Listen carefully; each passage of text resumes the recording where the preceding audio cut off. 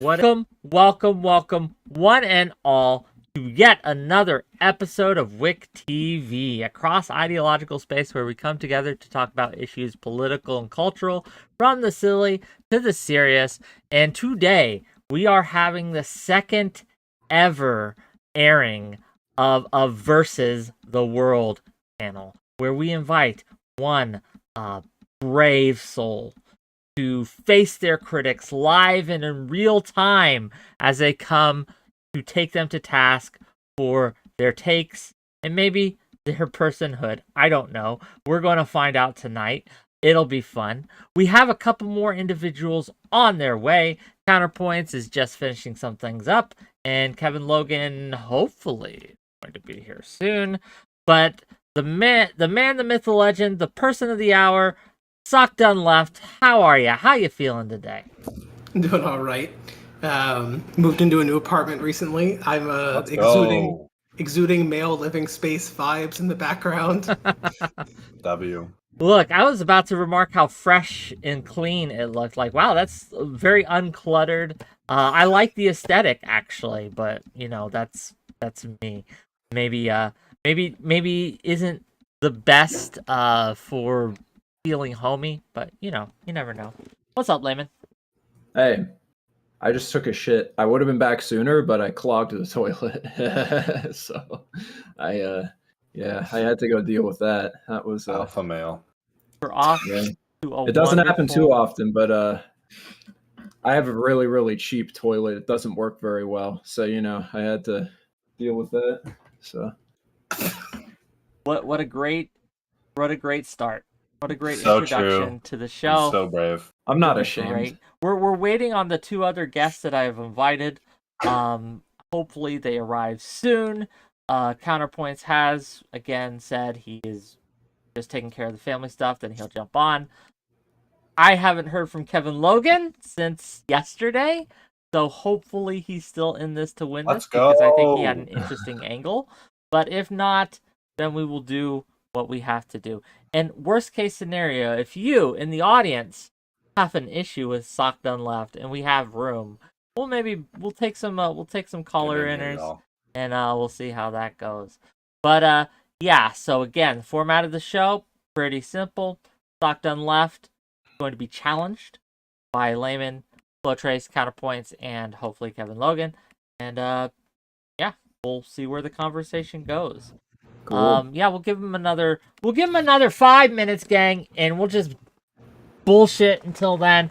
And if they don't get here in that time, we'll just start this show because, gang, we're here to put on a show, and I promise you, I have an issue that I can bring up with SocDoneLeft because I think your take about the past is a little cringe. Simpler time. You're gonna defend the 1950s. Look, I am simply saying that there are elements of the past that were actually kind of good. I think that we have gone away from what it means to be an American. We have become more atomized, and I'd like to see us move back towards something more communal, to have a more kind of a sense of community in the world that I think we're missing, at least in this country. Can't speak for Canada, sorry, Layman. But yeah. I mean, do you just want to...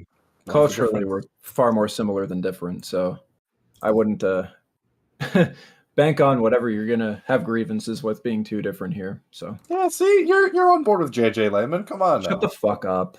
Shut the fuck up, dude. JJ, dude, that guy's a fucking asshole. Okay. I've watched every JJ video in existence 3 times, and I base all my opinions on Canada. Yeah, of course you do. Oh yeah, of course you do. That's what all you fucking Yankee fucks do. That's what all you people do. Speaking of Yankee fucks, Counterpoints, hello. Connor, can't hear you. Wonderful. Beautiful. He'll figure it out. He just destroyed you, Wick. I don't know what to say. He is he's destroying something. He's destroying my airtime.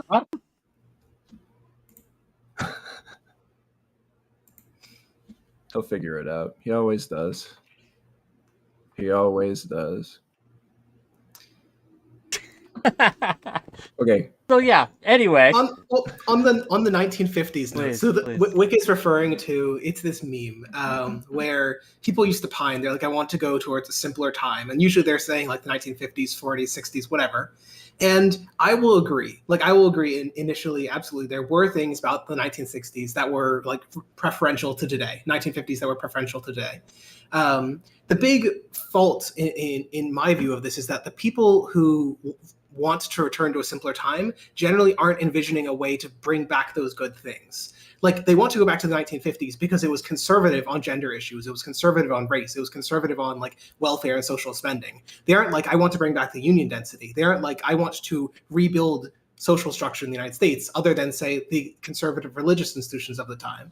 And so in general, it's the, when people say they want to go back to the simpler times, they're like, time to build a new communitarianism for the 21st century. They're like, I want to rebuild the church and force people to go. So they're like, that shit sucks. Sure. Yeah, I mean, let's do obviously, I'm not coming at it from that angle, however. And I think that we have an issue, right? But this issue, maybe it's not fair to target you directly with this, because this is an issue I see left, right, and center. I see everyone do this. We use memes instead of arguments. And I understand that Twitter is kind of that format, right? Where we simply just meme on each other back and forth Don't forever. take it too seriously. Yeah. But at the same time, people do take it seriously. Well, that's their problem. Is it? Because it becomes our problem. It bleeds out into other conversations. It does. It absolutely does. True. And I think that while it can feel good and be funny, I don't know if it's the best way forward. Anyway, Counter, can you hear us? I can hear you. Can you hear me? Your You're mic quiet. is super low again. Holy I'll Christ, use he's my quiet. I'll use my mic that we used last time. That is not as high. Please quality, do. But I can hear you. You're just really quiet. Penis, mic check 2. Yes, Oh, yeah. much better. Cock and Okay. balls. Let's go. Okay, so now we're using my ghetto professional headset for work, but whatever. It is what it is. Hello, good evening. How I are feel you? like I'm back in the TeamSpeak Hey. days. Yeah. You sound like you're on a Zoom call.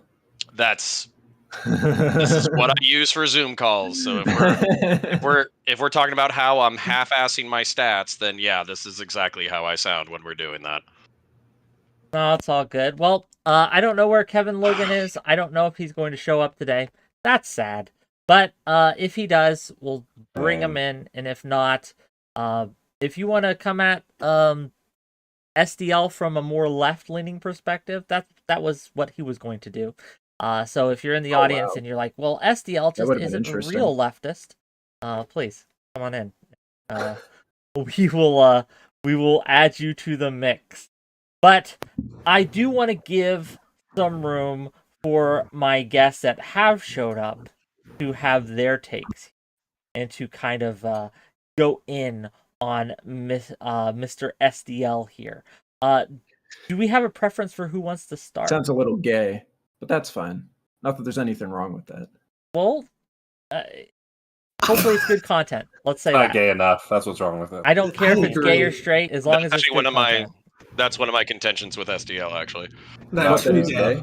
Wait, are They're you not gay? gay enough. I don't know enough about you. So No, actually both. So like, yeah, he's too fucking masculine to be a femboy, and he's too femboy to be masculine. It's very ambiguous and frustrating and annoying.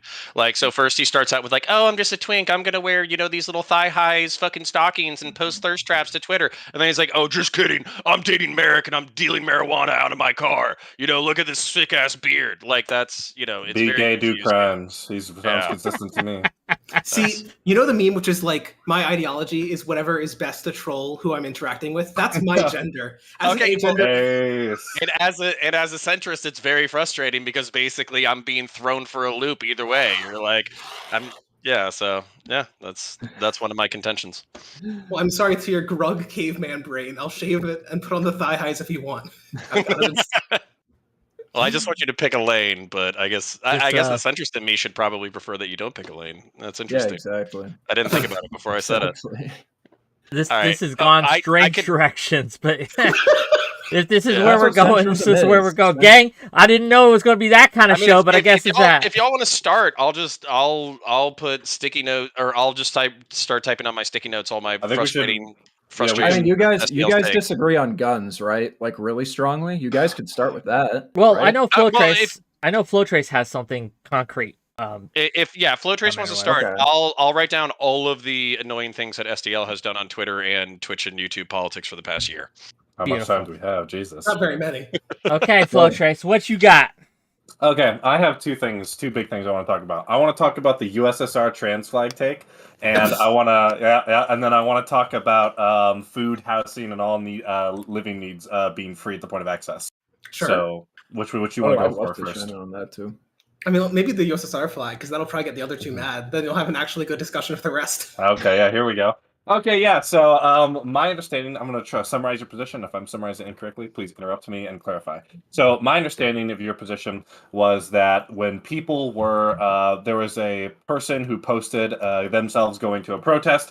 They had an amalgamation of the USSR flag and the trans flag. There was a lot of criticism relating to it, and you responded to that criticism basically saying something to the effect of the if you are going to make the argument that the trans flag should not be used with the USSR flag because of the crimes of the USSR, you have to make the same sort of arguments against, for example, using the flag of the United States or the flag of like NATO, for example. And I think that the USSR flag deserves to be sort of recognized in a class separate from the US flag or NATO. I think it deserves to be sort of recognized in the class. For example, I would want the Confederate flag to be recognized, where most certainly the US has done monstrous things in its history, but I think you can recognize the USSR as a monstrous entity in its totality when you evaluate the totality of its circumstances in a way that you can't for the United States, and that's my basic argument. I would also answer for your crimes, okay? But no, go ahead. Continue to pile on, Layman. Well, I was just gonna add on to something just something that came to my mind is like I think when you're analyzing, because every country has done some bad shit, right? And the question is like to what degree each country has compared to others, and like what's the primary legacy of like an empire compared to maybe like other ones. And so I think the general consensus would be that like the primary legacy of the USSR was like pretty much entirely bad, even if you can find like a couple little good things here and there, even if that is like something that you can do. The overall legacy of the USSR is probably something that Flowtrace would say is pretty bad, whereas the United States, compared to like every other country on earth, is probably like comparatively one of the better ones. Now, I'm not American, so I'm not interested in defending the United States in and of itself. But I would say that the United States is probably a better place to be than the USSR by probably a monumental. I don't know what the right word is. By a massive amount, yeah. Okay, I can pile on to the point and then let him respond. So yeah. So don't tankies. You son of a bitch. Yeah, don't tankies fucking like hate gay folk and shit. Isn't like being gay like bourgeois, decadent, fucking upper class degeneracy that takes away from the revolutionary momentum of the class, and aren't these like social distinctions? So isn't it kind of like seeing like almost like the Kekistani flag where you have like the shitposty frog in the middle of like a Nazi thing, like where you're like, oh yeah, we're all about trolling the progressives and we're really libertarians, but we're just using Nazi iconography in order to trigger people. Like, is that not the same as like a trans person taking like a holistically anti-LGBTQ authoritarian regime responsible for political mass murder and then being like, yeah, but like leftism is base though, so I'm just trolling the chuds. So anyways, that's my pile on. Hey, answer for your crimes, SDL. How do you respond? Sure. First off, I'm not a tanky. Whatever you think of what I say next, I'm not. If you go on my Twitter, I've got a million threads shitting on Stalin, a million threads shitting on the authoritarianism of the Soviet Union. I guess the first thing I note in response to Flo is that the Soviet flag represents more than just the nation. So the US flag represents, like, usually when people like post it or use it, the United States as concretely a country. But the Soviet flag has long been a symbol of way more than that. It's literally just a red banner, which is supposed to be the blood of the workers, and the hammer and sickle, which is supposed to represent socialism or communism as an ideology. And so when someone flies it, I just want to say, like, first, I think it represents something larger than the Soviet Union. It would be akin to something if the United States had fractured and ended in the 1990s and people were flying the US flag as like a representativeness of liberal democracy or something. So I think that's the first Yeah, like I feel like that's the first point. So like when someone's flying like a trans flag with the Soviet flag conjoined, they're clearly not being like, I love everything the Soviet Union did. I think the specific person who did is a tanky, so they might actually say that, except for the queer shit. But in general, I don't think that that's necessarily true. And I guess the argument I would give more broadly is that, and this might be a controversial take, but I think that the more you read into history, the less controversial it is. The Soviet Union was a normal country, comma, because most countries at the time were fucking awful. Basically, everything that you think the Soviet Union did that was awful was also part and parcel of like the United States. So, for example, in the 1920s, the U.S. drew up a list of 800,000 dissidents. Like that was Hoover. He was routinely arresting people through the 50s, 60s, 70s. Obviously, it was nowhere near as bad as in the Soviet Union, but we're not talking about like we're not talking about like different kinds. We're talking about degrees. The US did ethnic cleansing. We deported like 1 million Mexicans in the 1930s. We incarcerated and ethnically segregated 10 million people for decades and decades and decades and decades. Like it's really hard to look at the history of the United States and be like, yes, the only thing we can define it by is the modern period where it's relatively progressive and it's relatively democratic and the FBI shit seems to be on the down low anyway. So I guess that's the argument I would give. Why wouldn't it be relevant? Why wouldn't the modern day United States be relevant though, right? Because when we're comparing nation to nation, we have to look at the institutional makeup of those nations and what actually characterizes those nations. So we would have to compare. What I would do if I was to make this comparison is I would compare the institutions of the United States versus the institutions of the USSR and how those compare to each other, rather than individual instance of perhaps what we would today consider a human rights atrocity of some sort. So if we're going to be comparing the US to the USSR, we have to look at how the US's institutions have played out over time, how that society has evolved over time, versus how the USSR evolved over time. I think that would be the fair comparison. And I think that that doesn't really quite hold up, because everything that you just referenced, STL, is not something that would be permitted under a current 2023 US Constitution, as those institutions have played out over time, whereas that was permitted in the USSR up until the point of its dissolution. I mean, even that's not. I mean, even that's not true. Like, without getting, I'm not trying to defend too much the Soviet Union, but there's a really sharp juncture after Stalin died. Like, to give you an idea, the Soviet Union incarcerated about 10 times as many people as the U.S. did when Stalin was in power. Like, just an abysmal number of people. But then after Stalin died, the Soviet Union went down to around 4 times as many people. And by the end of the Soviet Union, when Gorbachev was in power, he also decarcerated, and the U.S. had a higher incarceration rate. That's so, Gorbachev, though. Very, very different, right? Because when people talk about the USSR, they're usually not talking about Gorbachev, because Gorbachev is trying to evolve out of that kind of society. Well, but that's kind of the point, right? I think that, so when a tanky flies the flag, I think it is more reprehensible. It would be like someone like when like a huge nationalist American is flying the flag, that's a red flag, because they're not like, wow, I love liberal democracy. Wow, I love slow progress over time towards a better America, the equality that's within us all along. No, they're flying the flag because they want to, like, I don't know, go conquer the Middle East or some shit. So I do like, no. I do agree. No. I love his differentiation, because like it's true, because I like the American flag. I like the American flag as a symbol. I think, that it stands for liberal democracy and Burkean conservatism and progressing towards a better era of like fundamental American liberal democracy. But then like I do think that there's a whole bunch of people who are uber patriotic who are just like, I don't give a shit about that. I just want to blow up brown people. Which is, hey, it happens. But I'm going to rebuttal, because I'm agreeing with the point. Let me rebut. Then this would be the same thing, at least for me, being centrist, playing both sides or whatever. This is the same thing as like a libertarian flying the Kekistani flag to me, again. Because basically, like, a libertarian, they're just trying to own the fucking libs. They're trying to own the progressives. Even if they're flying like, pseudo-Nazi iconography or whatever, they're just trying to troll. They're trying to have a good time.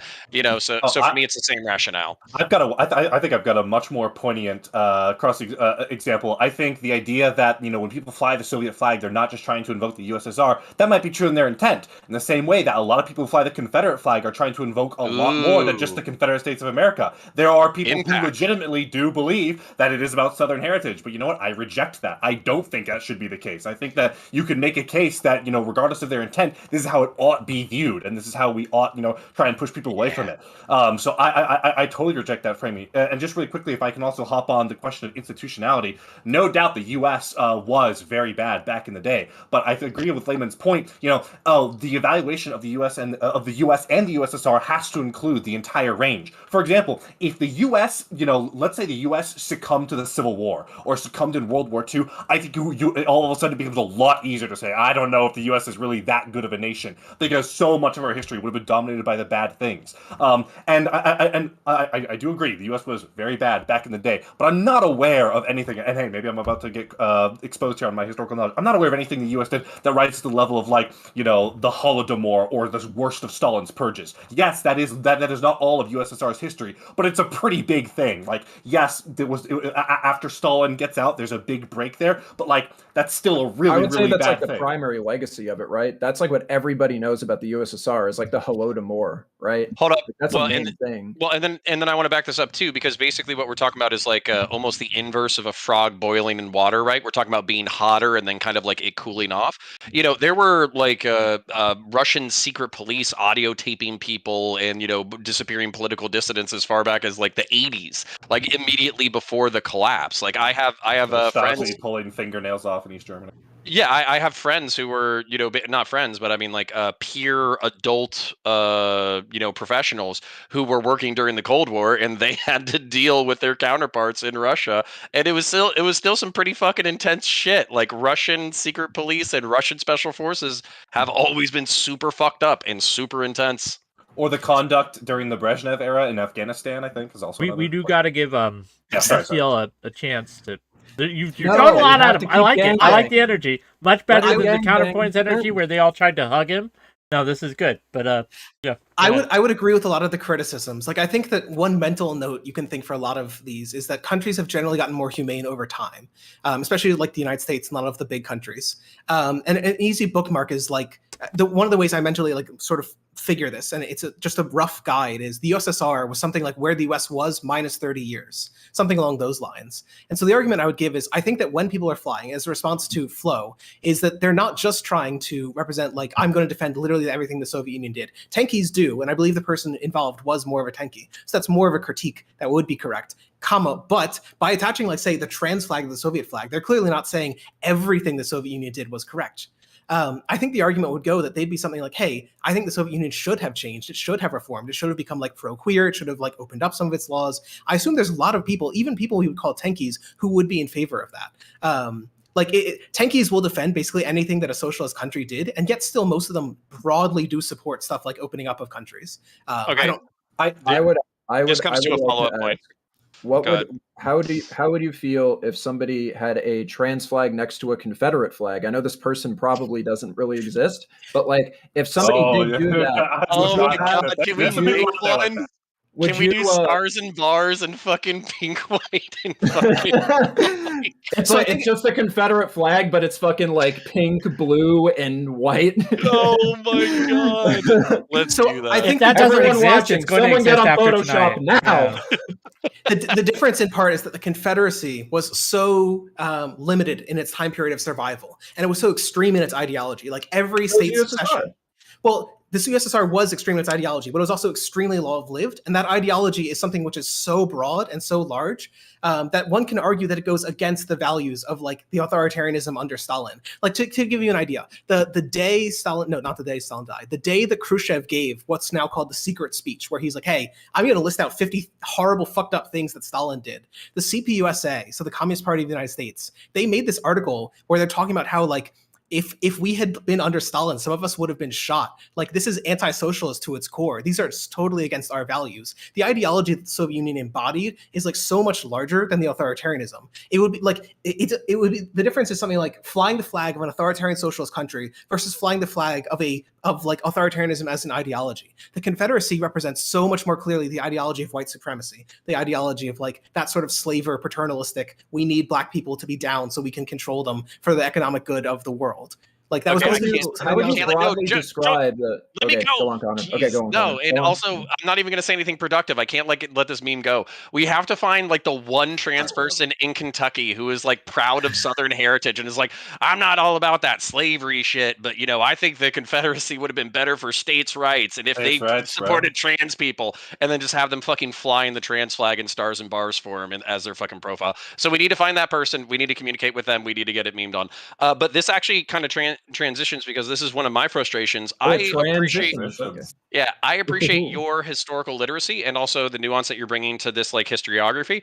However, one of my frustrations are countries like Vietnam, China, Russia, the former Soviet Union. Are these countries socialist? Because one of my major frustrations, perhaps not with you, but you're the lightning rod of socialism today, is what the fuck? Because so now we have all these countries that are ostensibly trying to decommodify basic human needs, have workers own the means of production, and transition into a moneyless, stateless class of society. But out of the dozens or maybe 24 examples of nations that have claimed this label and claim to follow this philosophy, none of them are actually definitionally the thing that they claim to be. At what point does it become a no true Scotsman fallacy where your ideas are perhaps ephemeral or purely ideological because they can't be applied in reality?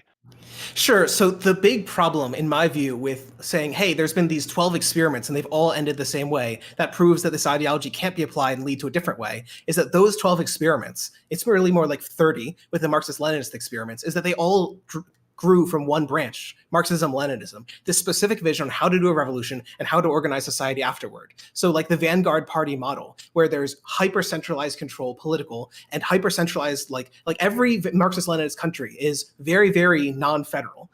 There was federal power in the Soviet Union, but it was only in name. Everything that really mattered ultimately came to the control of the CPSU.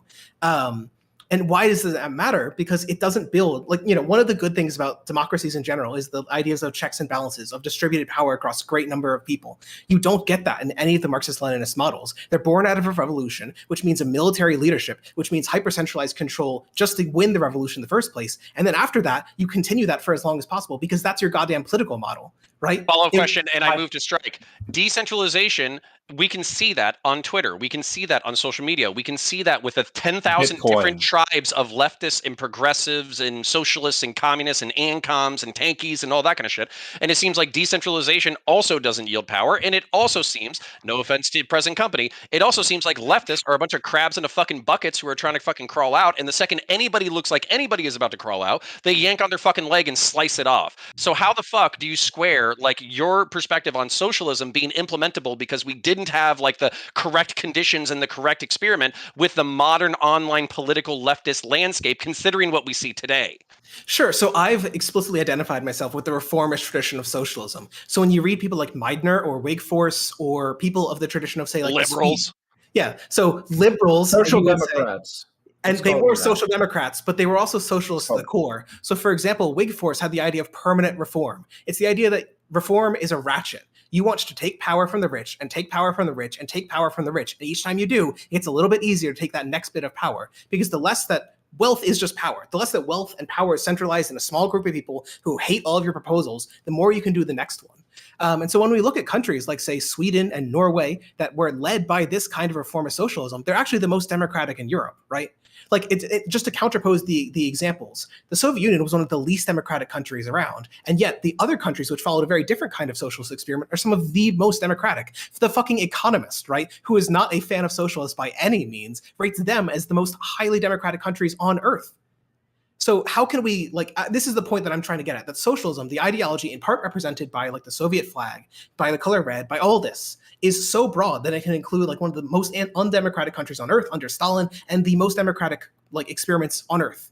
So I feel like that's an argument that flows in our direction. The idea that all socialist sort of experiments have come from the same branch. I think that's the reason why the USSR flag ought not be a symbol of socialism generally. If you're trying to say, we need to get away from this branch of the USSR, that's root zero. I think that's a reason why the flag ought not be viewed as a symbol for socialism generally, and why we should hold people to task. That's what I find really weird about this too, is it's you're obviously trying to place yourself in the more kind of socially democratic forms of socialism, where I just want to reform things within a liberal democratic framework until we just continuously further equalize power relations between rich and poor over time, or capitalist and worker over time, or whatever the dichotomy is of the day. And you're aligning yourself with this as far as what your stated goals are, but then you're saying that you're adamantly against this, but then randomly out of the blue, it's like, well, there was some transgender person who was next to the Soviet Union flag, and I have to defend that for some reason, even though I am not aligned with this at all. And the flip-flopping is really fucking weird.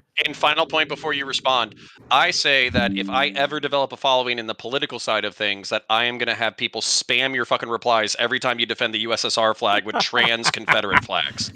Shout out to my trans Federate Oh. brothers and sisters. So- the Trans Federation will rise again. Okay. I've argued the exact same thing, that the hammer and sickle is not a good, like, it's not a good symbol to adopt. I've argued that socialists should explicitly reject it. They should reject Stalin. They should reject all of these symbols. But the argument that I'm trying to give is that the people who adopt it, in my view, like, so, you know, y'all are more centristy. You maybe don't see it the same way, but I see that the people who adopt these symbols, they're like misled. They're like 10% off. They're 10% too accepting of authoritarianism. And if I can pull them, if I can be like, hey, socialism does mean democracy. Hey, you can't have equality of power while there's a new class, a new leadership cadre who controls society, right? If I can just alter their beliefs just a little bit, they can really shift on the democracy spectrum towards another view, which is like way, way more towards socialists. So I think but I agree, but I feel like the issue that I have is the entire start of this conversation, you could easily argue would happen in the opposite direction, right? Some normal, like, Tommy Douglas style socialist, like democratic socialist, social democrat guy watches. I had to mention Tommy because, you know, Canada. I haven't seen that JJ video. I don't have an opinion. Sorry. Yeah, you fuckers don't know who he is, but I do because I'm Canadian. Anyway, so Letterkenny? Yeah, is he like Canadian Clement Attlee? What's happening? He's like Ryan Reynolds. Oh, you don't know Tommy Douglas was like the primary inspiration behind Bernie Sanders politics. I'm surprised you don't know who he is. He was like the first guy to bring in the first universal healthcare experiment. He's in Canadian. Canada, he literally doesn't matter. Anyway, yeah, this is totally off topic. Totally His profile pic on Wikipedia is black and white. I rest my case. Anyway, Okay. you're one to fucking talk shit, Karl Marx ass motherfucker. Anyway. There weren't even pictures in his day. Anyway, so yeah, what the fuck is it? Oh yeah, so like what I was getting at is like you could easily make the argument that you just made from the complete opposite direction, where someone who's a more like socially democratic kind of socialist, as you say that you are, who doesn't like the USSR, somebody who is like that could easily listen to the entire first half of this conversation and be like, you know, maybe there is some nuances to the USSR. Let me go have a gander at some more shit. And then it's like, you could easily argue that there's like a misleading that you might be encouraging from there too, if you want to go with that perspective, right? At the end of the day, I think people educate themselves on what they educate themselves on. And I don't ultimately think that that's your fault if somebody were to do that. I'm just saying that the perspective that you gave, I think, aligns with that just as much as it would align in the other direction too.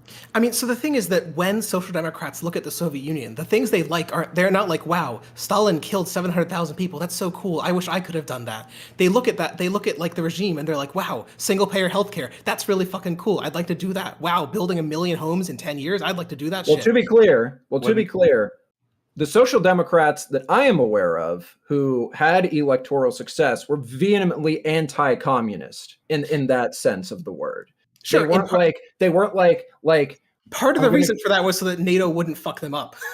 Part of the reason they had to do this whole, they had to do the whole rigmarole is because they were secretly like pro-USSR. I mean, yeah, look at fucking Meidner. He gave like aid to Vietnam during Meidner was one of the chief socialists in Sweden. Under his leadership, the Social Democrats in Sweden gave aid to Vietnam during the war there because they're like, hey, America is fucking invading this post-colonial country trying to fight for its freedom. We don't stand for that shit. So yeah, a lot of this was just like, I don't think that means that they support communism though, right? Because they support anti-imperialism.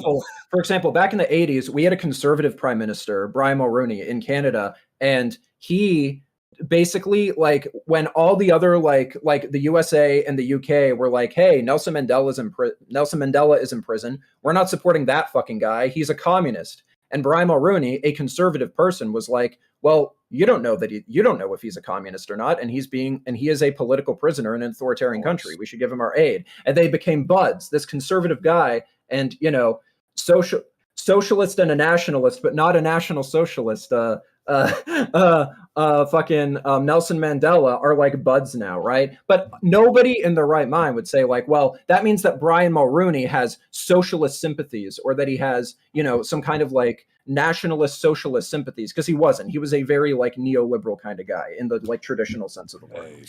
Right? I think that, like when you read into the history of this, I think a lot of them really oppose the Soviet Union and whatnot, in part because of how deeply authoritarian it was, and in part because it made their project harder. The fact that there was this like deeply authoritarian, like in Reagan's words, evil empire on the horizon makes it a lot harder to be like, hey, we don't want to do that. We want more democracy everywhere. We want like you to own the means of production.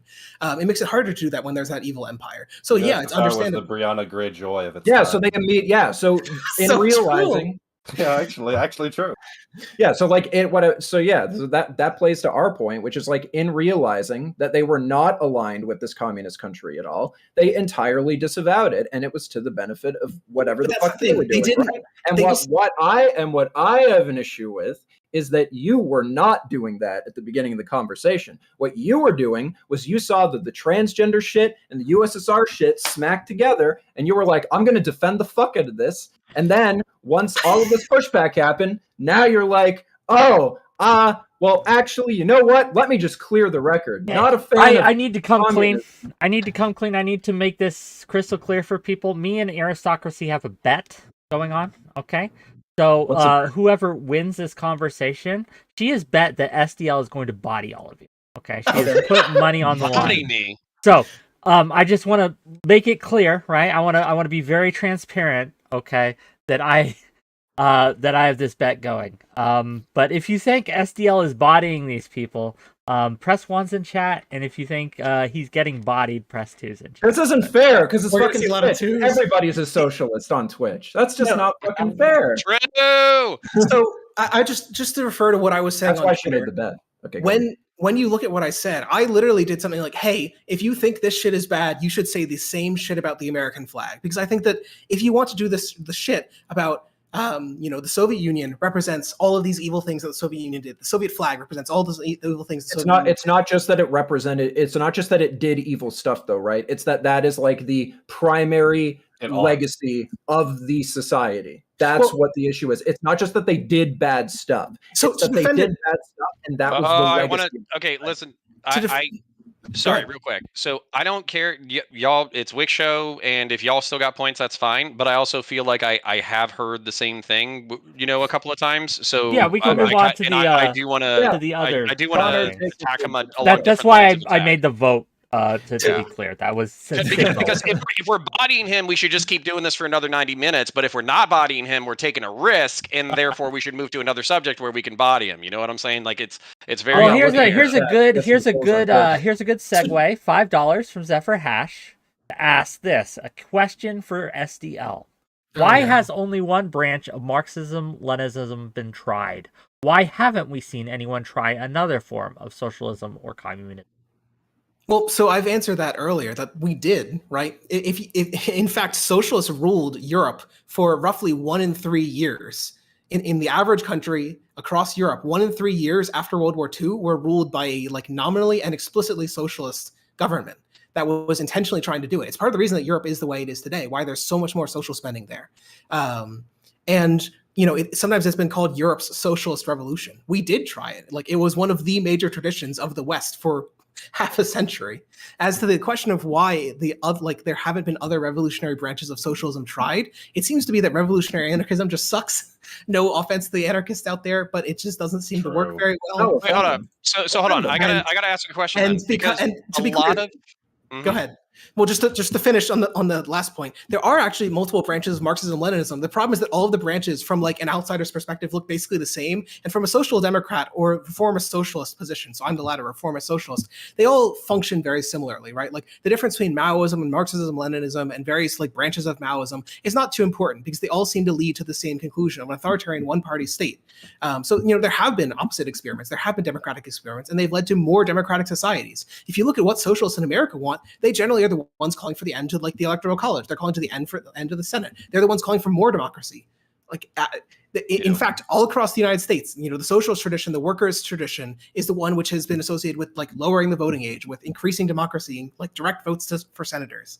So. Okay, I need clarification though, because you basically said that in Europe, all the good things that have happened are because of socialists, and that all these reformists and all that kind of stuff. But to my historical understanding, there is not any European countries, including the Nordic nations, including Scandinavia, that have achieved the decommodification of basic human needs and workers owning the means of production. So does that mean that socialists have not actually implemented socialism? And does it mean that they suck at their jobs? Or does it mean that you are using a different definition of socialism in order to score brownie points so aristocracy can try to win a bet?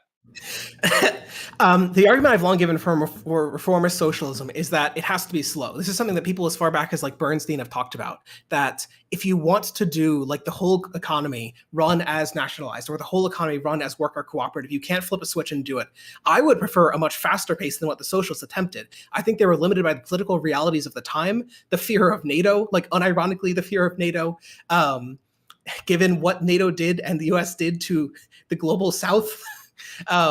For like 50 odd years, but we liberated it. Stop resisting.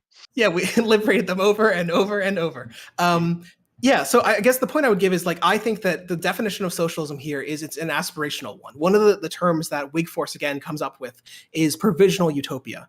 That we have this socialist utopia that we're aiming for. We want to decommodify everything. But to get there, we're limited by political reality and not being sure how to actually do it. How do you decommodify stuff like healthcare? We seem to have figured it out. Like the UK does it, Spain does it, the USSR did it. They all function pretty well.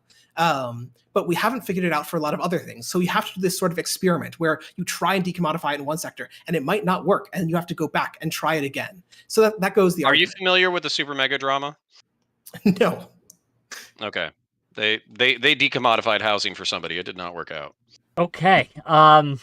I think this reference is this reference is a banger, know. but if he doesn't get it, he doesn't get it. I don't get it either. It's fine. Basically, just okay. The stereotype, real quick, just the stereotype with lefties is that they're useless, underemployed, unemployed stoners who are going to take the decommodification of basic human needs like food and housing, and they're not going to do shit with it. So basically, what you're going to have is conservatives enslaved to an underclass or overclass, depending on your definition, of a bunch of fucking stoner, cat boy, thigh high wearing, polyamorous, polycule cat people. I thought And conservatives loved slavery, though.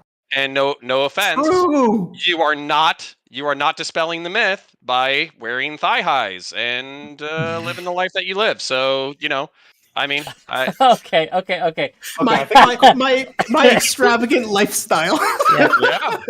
That's awesome. though. How could you afford that bike? Okay. I have a question. I get it. I have a question. want to.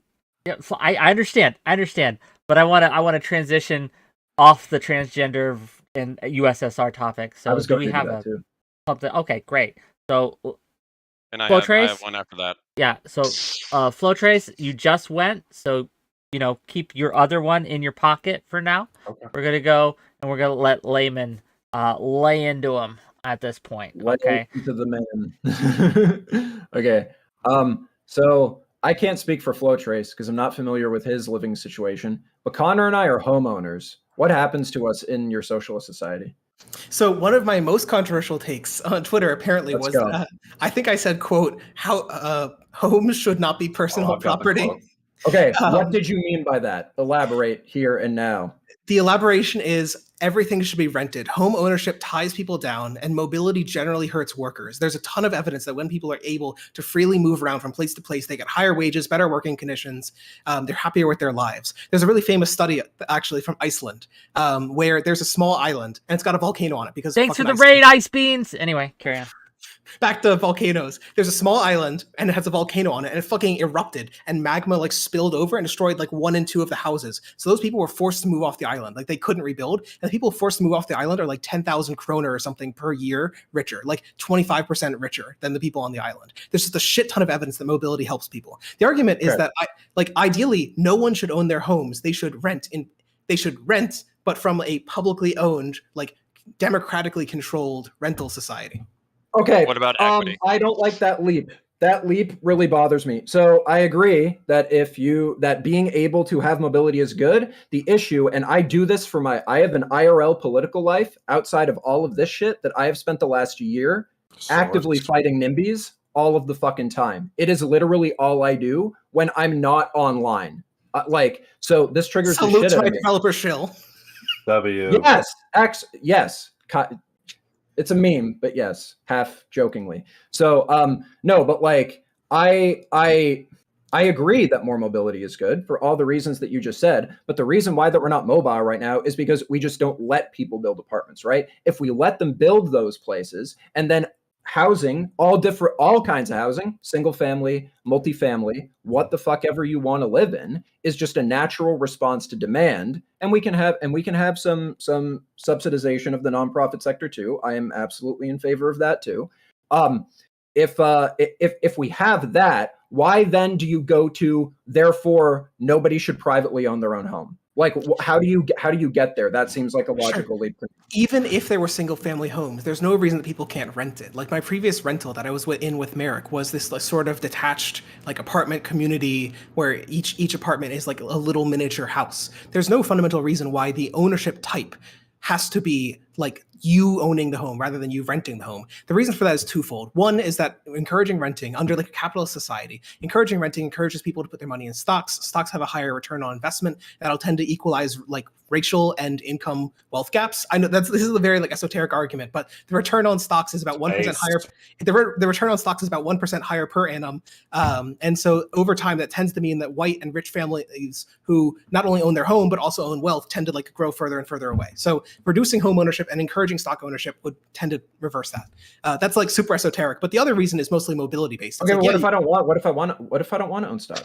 Yeah, what if I want to build equity and pass on intergenerational wealth to my family? Not even just that. Just what if I just want to live in my house and stay here and not invest in stock? Why do I have to do that? Sure. Why is there a moral imperative for me to do that instead of just live my fucking life?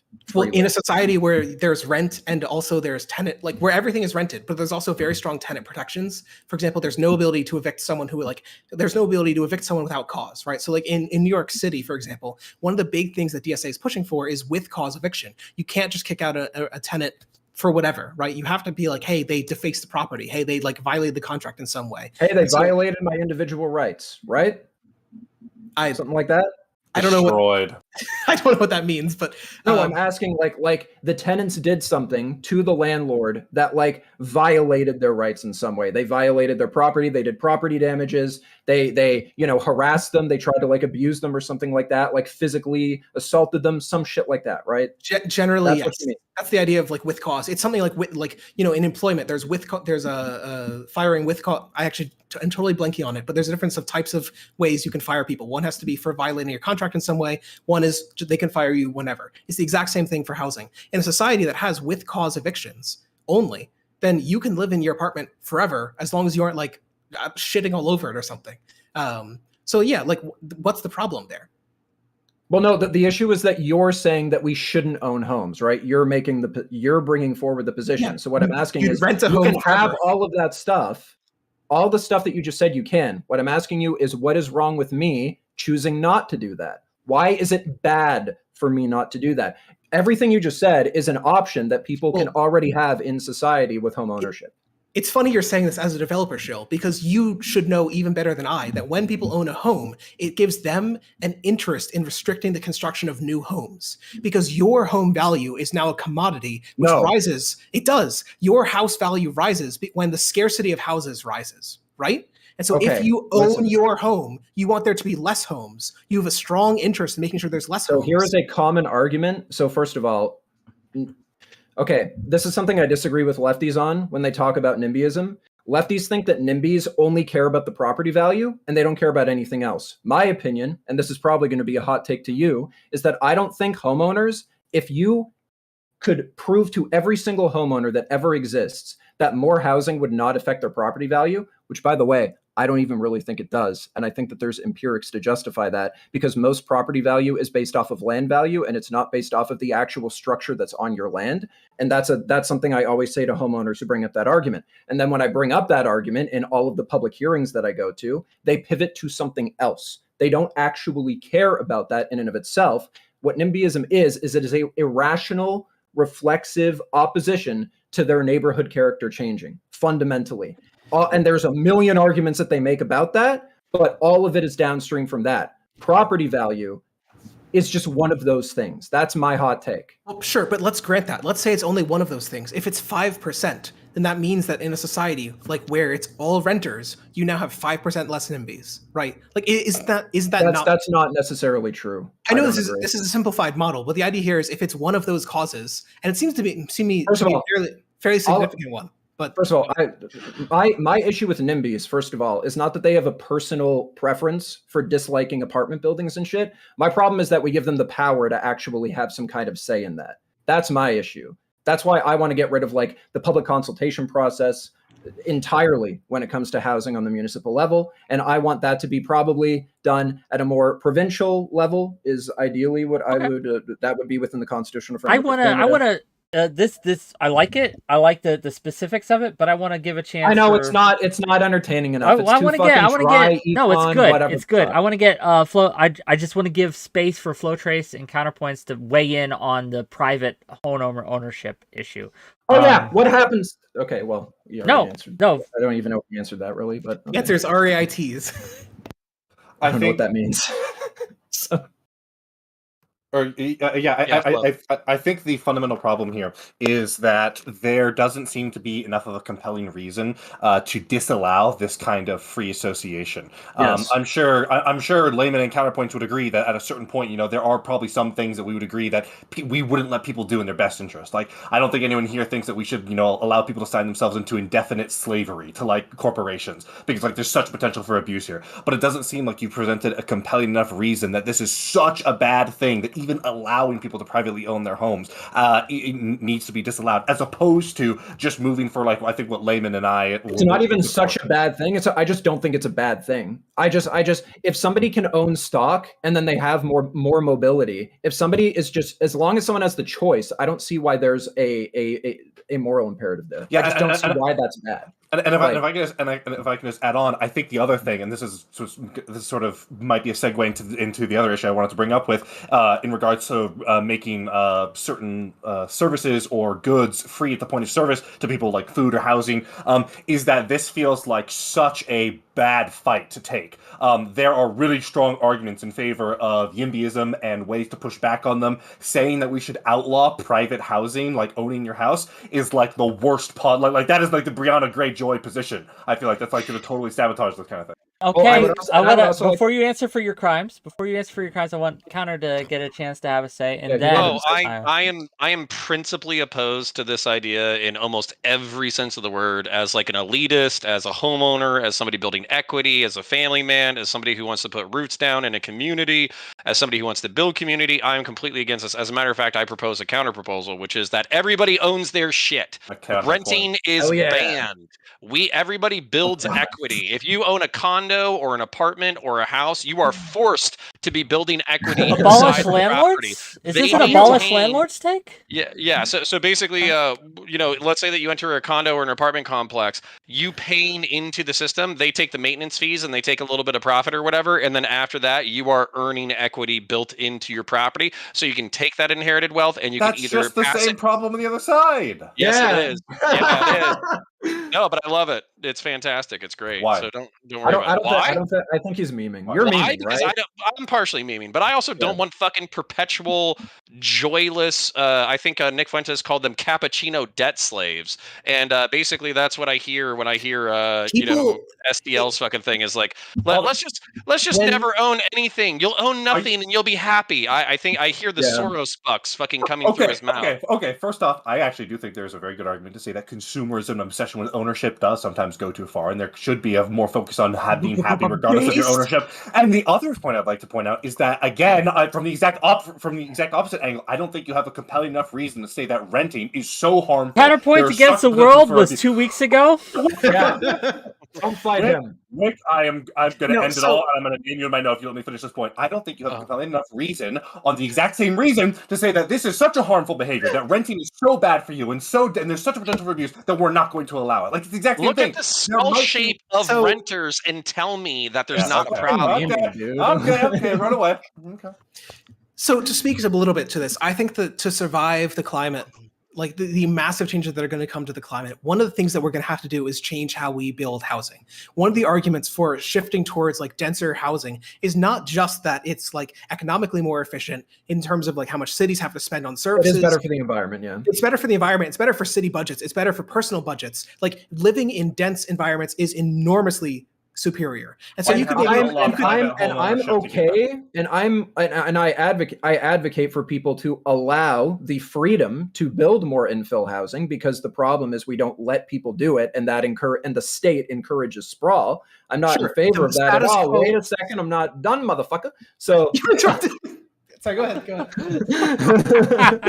I did interrupt you. Yeah, I know. I'm being an asshole. I apologize. Let's go. Yeah, but I would say that like going from that to being like, we need to like, you know, therefore we need to like mandate this shit, or we need to like actively encourage people not to do it or whatever through like government intervention and shit like that isn't really something that I'm down with, which is why I agree with Connor. Like, let people fucking build homeowner equity if they want to, as long as they're not invading in on what other people are allowed to build that leads to massive housing shortages like what we see in Canada. Sure. So just before we get off on the economic point, like there was a study in Canada of how much it costs the city per density area to provide services to a person. And in rural areas, it was like 5,000 Canadian bucks per person. But in hyper urban areas, it was $1,000 per person. Yes. It is an enormous economic advantage, right? Yes. We're talking about like reasons to encourage certain types of living. At most, you could say, hey, maybe we should move everyone to the city and then do condos because you still want the ownership option. No. See, this is where I disagree though, right? Like, I want people to have the option to do this stuff. If you don't want to economically expand your economic material gains in your life, that's fine. Just let people do it. Sure. The argument, I mean, if you want to talk about forced, I'm saying, right? You want to talk about forced savings. If you want to talk about forced savings, welcome to sovereign wealth funds. That's the whole point. Everyone will be invested in the stock market no matter what. That's what you're taxing. What are you talking about? Who brought up forced savings? So Connor was talking about building equity. You're talking about building equity, right? If the point of owning a home is to build equity, right? That's one of the advantages. Then we should be forcing everyone to build equity. You're not listening to me. I'm saying if you want to do that, that's fine. It's like neutral to me. Just do it if you want to, and then the other people who want to have mobility can do that if they want to. Surely everyone building savings and having like a smooth consumption curve is a good thing. Don't you agree, Mr. I'm presuming neoclassical or new Keynesian synthesist? I don't know what the fuck you just said. Okay, I don't know what the fuck that means. Okay, listen, $2. Listen. I know you called me like a developer shill or whatever, so I just want to be clear. Like, all the fucking like globalist Twitter people who are like, oh my god, we need to fucking ban cars and we need to like make all of this like other shit like really, really like shitty for everybody. I'm not aligned with like that part of it. I just want more housing to be built, and I want people to just live the lives that they want to fucking live. Okay, $2. Problem NIMBYism is like the most authoritarian fucking thing. $2. $2. No, let me make my money. Let me make my money. We got a lot of super chats to go through. Well, not a lot, but 3, which I appreciate all the super chats I get. Give me more, gang. More is good. Money. And if you're watching this on Twitch or Kick, throw some subs my way too. Give some subs, bits, all that. $2 from 𝕍𝖓. Commie blocks are based architecture. True. $5 from Temperate Takes to say SDL, the way you described community-owned housing in a socialist/communist system was terrible. Do better. Lawson Harrison for $20 says, I'm all for giving renters a leg up so long as I keep the ability to build a dozen houses and let them collect dust if I choose. Also, if we want more housing, we have to start encouraging kids to get into the trades. True! Trades are awesome. I went to trade school. It's good. You know what the problem? I think I've identified the problem here, SocDoneLeft. Let me give you a little bit of a tip from the neoliberal, like, deep state shill here, is you got to be more insidious, okay? I super agree. There's a lot of great benefits to people renting, to density, but listen, if you come out and you force people to do this, that's not how it works. Well, I'm talking, we need incentivization. You need financial incentives to have to live dense. You need financial disincentives. Even if it does work, it's just bad. To have housing. To be clear, this is what I would be talking about in the short run, right? Like right now, we give an enormous financial incentive for people to own suburban single-family homes, right? Oh yeah. Like we give huge tax incentives to do that. Cut that shit up, and immediately, like people are going to shift towards urban. Start building in urban areas, right? Remove the zoning. It's letting people do it. That's just letting people with a shit ton of money. That's incentivizing. I agree. I agree with SocDoneLeft. I agree with SocDoneLeft. It is okay. Hold on. There's an opportunity to build a bridge here. Already won another over. There's an opportunity to build a bridge here. Okay, please. Big Tent energy. Okay, this is my thing.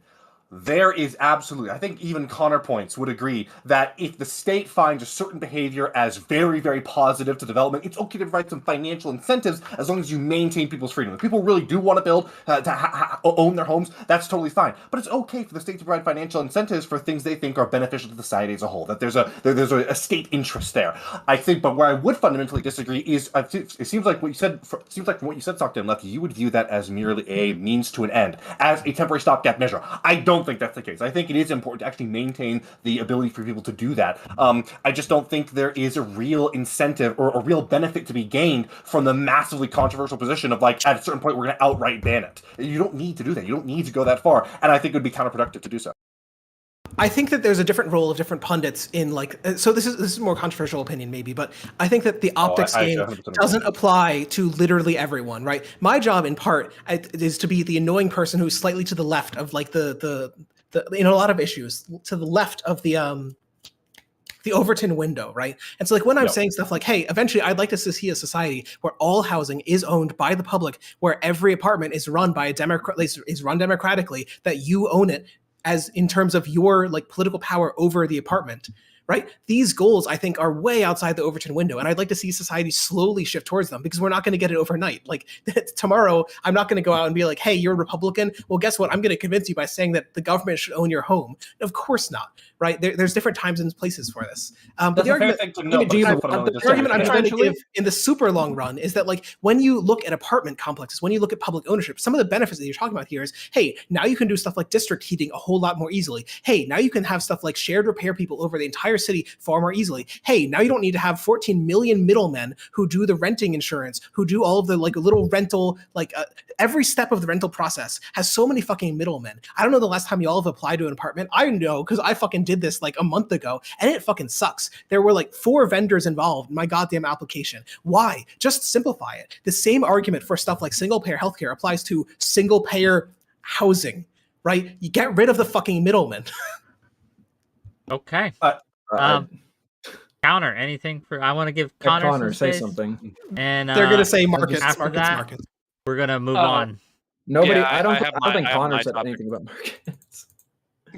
No, I just I appealed to the physiognomy of fucking rentoids, and I think my points stand. So fair enough. I just don't see a reason for the state to, like, socially encourage or force, like, one lifestyle over the other when it comes to just the type of home that you live in or the type of ownership that you have. I mean, like, ecology and this can of worms. Right? I'm going to go into an exact opposite rant of SDL. Like, ecology it's just the ecology happens if you just give people the opportunity. The problem is we don't give people the opportunity. I think that's the fucking issue. But the point is, even if we just gave them the opportunity, it would be good to incentivize it to make it even more so, right? The ecological cost of living. No. Just let me hear this one out. The ecological cost of living in a city is roughly twice as small it is as living in a suburb, right? Like, it is an enormous ecological advantage. It is something like a 5 times advantage for city expenses. We're not talking about minor issues here. Like, hyperdensity is enormously beneficial for the public. Okay. You know, Okay. Stop. We have all sorts of other things to go through. We have a lot of topics to get to, and I want to make sure we get to them.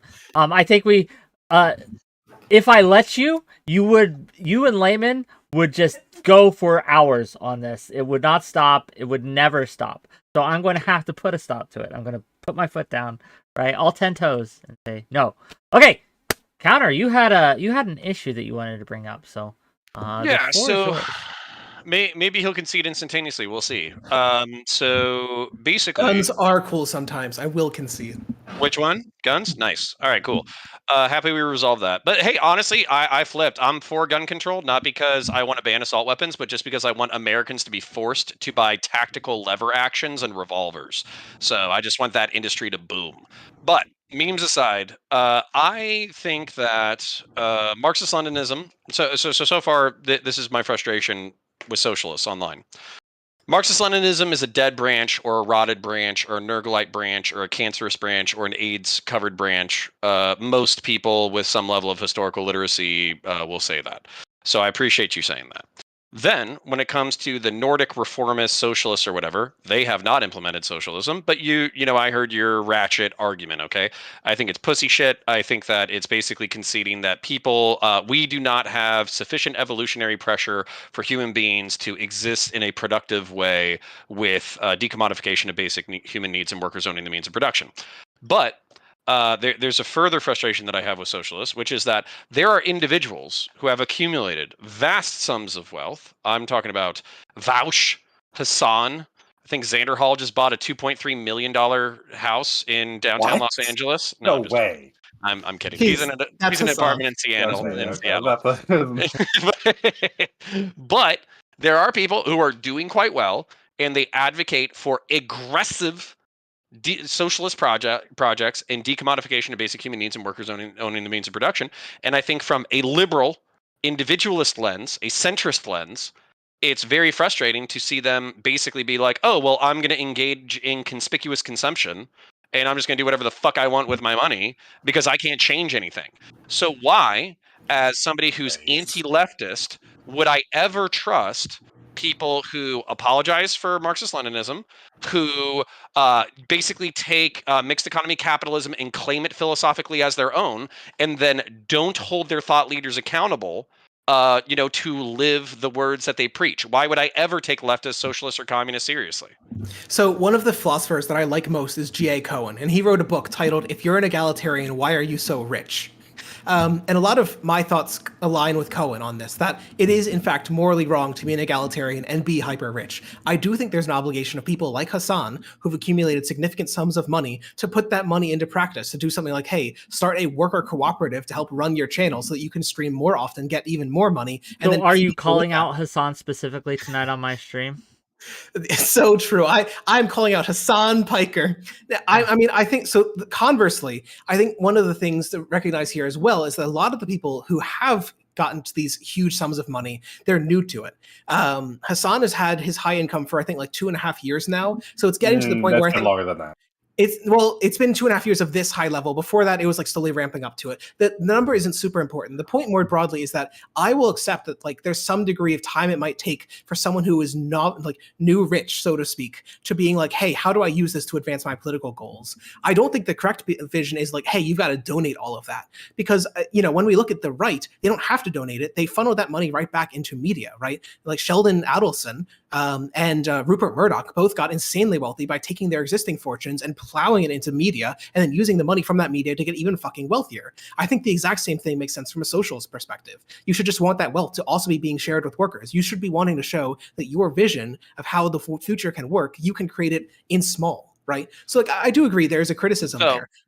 But do you agree that it's bullshit to basically be making a few $100,000 or a few $1 million or whatever, and then buy somebody a computer and then say, he now owns the means of production, therefore I do not need to pay him anything else? Does that sound like a socialist thing to you? So my understanding for Hassan is that that's not the extent of it. I know that's like a specific reference to Hassan. It's a meme largely, but his editor is paid really, really well to the point that other very large streamers have been like, I can't pay the same dividends that Hassan does. So I will say, like, in terms of paying their very small number of employees very well, they do like they're a good boss. But socialists don't just want good bosses, right? That's what SocDems want. So I do think I think there is a legitimate criticism that Hassan should be trying to create Democracy Now! #2, like Turkish version, and doing the exact same thing as a worker cooperative.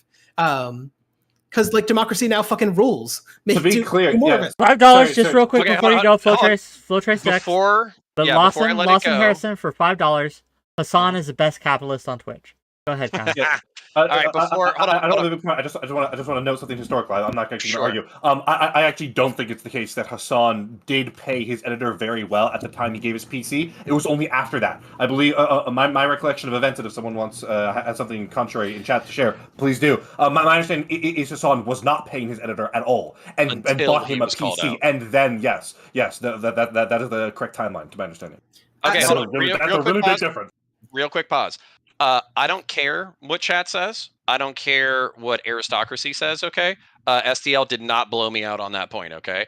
I asked him because I have seen him tepidly defend individual socialist commentators from the attacks on their wealth And I had a beef with that. I asked him about it, and I would say 80-90% has the same take I do. So, I mean, so the thing is, I think I'm coming. Destruction. So I think that like a lot of the criticism they get is just completely bad faith. Like Hassan was talking about this recently. Hassan does a lot of React streams where he sits and doesn't add a lot of content. I think like Shark recently did a review of some of Hassan's streams, and Hassan adds maybe like 30 to 40% to the runtime of like reaction videos. That's pretty low on the grand scheme of things. But he's been getting shat on for that for years. There's the meme of Hassan's empty chair, like live Hassan reaction. That's like 4 or 5 years old. Sorry, that's exaggerating, like at least 2 or 3 years. But so many fucking huge Twitch streamers do the exact same thing, and people don't rag on them. I do understand with like the high income, it is more of a dissonance between your ideology and your income, but most capitalists, in fact, people in general, claim to want like charity. They claim to want a good world, and yet there's these multi-million-dollar streamers who are not donating all of that to like people in Africa. They're not donating it to like cure blindness. Mr. Beast is the odd one out, right? So I think that the problem is it's not just hypocrisy for Hassan. He might be more hypocritical because of his ideology, but so is basically every rich person. That's the argument of G.A. Cohen. It doesn't matter whether you're a socialist or not. $5 Every rich person is a hypocrite. I'll let you respond. $5 for Fondue to say, my frustration with socialism is how they think a guy who couldn't figure out how to sell a jacket could explain how capitalism works. Very based. What?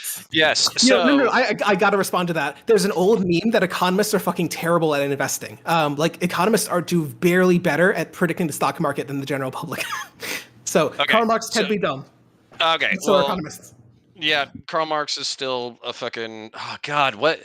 No, Chud had this term for fucking people who like bedoids or something like that. People who just fucking lie in bed all day. I fucking forget, but there was some shit. It was like the meme of like somebody covered in the socks filled with their own jizz, smoking pot, barely getting out of bed. There's a word for it. I forget.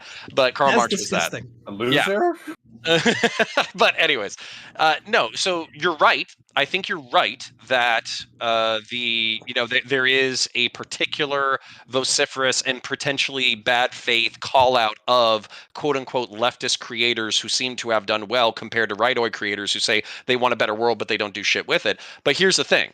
Capitalism, as far as I understand it, has harnessed the greed and the individual, like, salacious, shitty impulses of human beings. And it basically says, what we're going to do is we're going to take the entrepreneurial, shitty, selfish fucking things. We're going to slice 10 to 30% off of the top, and then we're going to redistribute that for social welfare because people are going to be self-interested, nasty fucking monsters. And so we understand that. And so we're going to continue with that thing. Whereas socialism says, hey, no, we'll actually take care of everybody, and then everybody's still going to be fucking productive and shit. And I don't believe that for a fucking second. As somebody, literally, okay, this is how fucking stupid I think this shit is.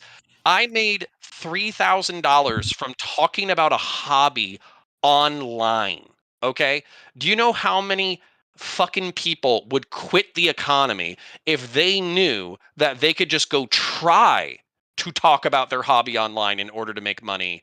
And their food and housing would be taken care of. Entire sectors of the economy would implode. We wouldn't have linemen or engineers or fucking NASA scientists anymore. We would have a bunch of people lying in their bed, jerking off into their socks, smoking pot, and trying to be YouTubers. Take that, labor theory of value. We have done experiments in miniature universal basic incomes, right? So like the most famous of that is the Manitoba one, where I want to say it was like $1,000 a month.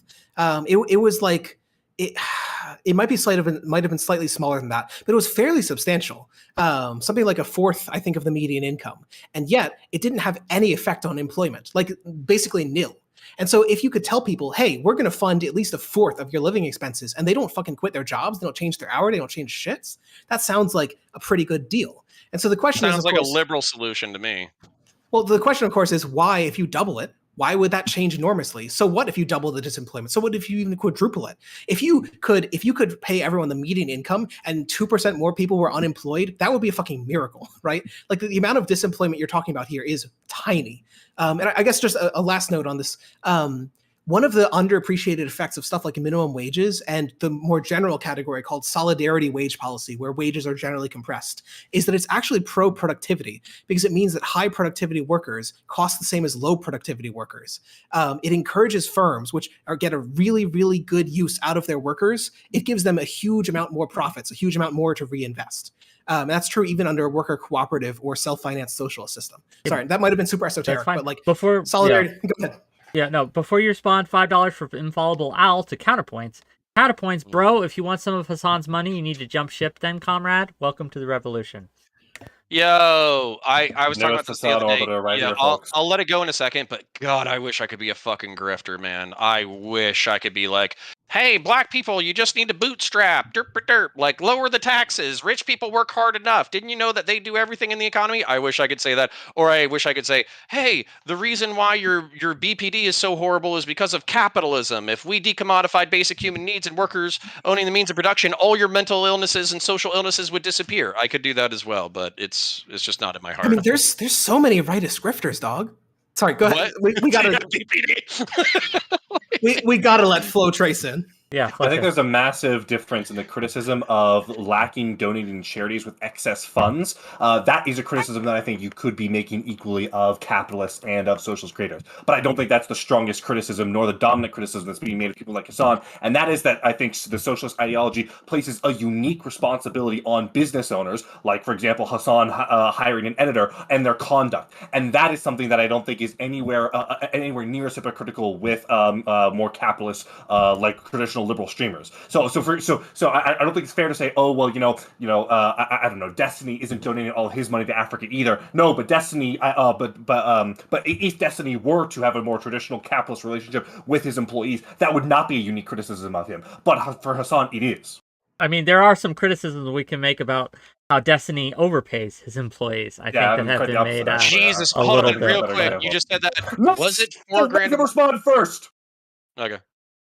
What? Sorry. No, it's just a. We're not talking about the reference. Q. We're not talking about the Q wages. I want to answer this. I want to answer this before we get to the Q wage meme, okay? Because I know where Connor's going. Okay, I'm gonna be honest. Can you repeat the question?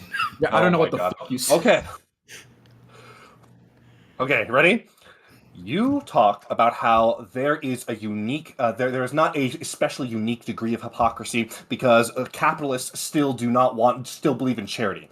That is, I do not think is the strong, unique criticism of socialist content creators like Hassan. The strong, unique criticism is that when they act as business owners, they act in incredibly capitalist ways that they uniquely have problems with, but other capitalist content creators don't. So, for example, when Hassan doesn't pay his editor and only gives him a computer, if a capitalist streamer did that, I don't think there would actually be that much of a criticism, because they'd be like, yeah, bro, you got out negotiated, get fucked. But when Hassan does that, there is a massive, unique criticism of him that isn't true of capitalist streamers. So I said earlier that hypocrisy is higher, right? There's a difference between conduct and ideology, and that's a larger gap when the conduct is worse or when the ideology is further away from the conduct. So like I agreed with that. I do think that it is greater. The argument I'm trying to give is that it's not unique. It's a matter of degree, right? It's not a whole different kind. Because I don't think it's a different kind.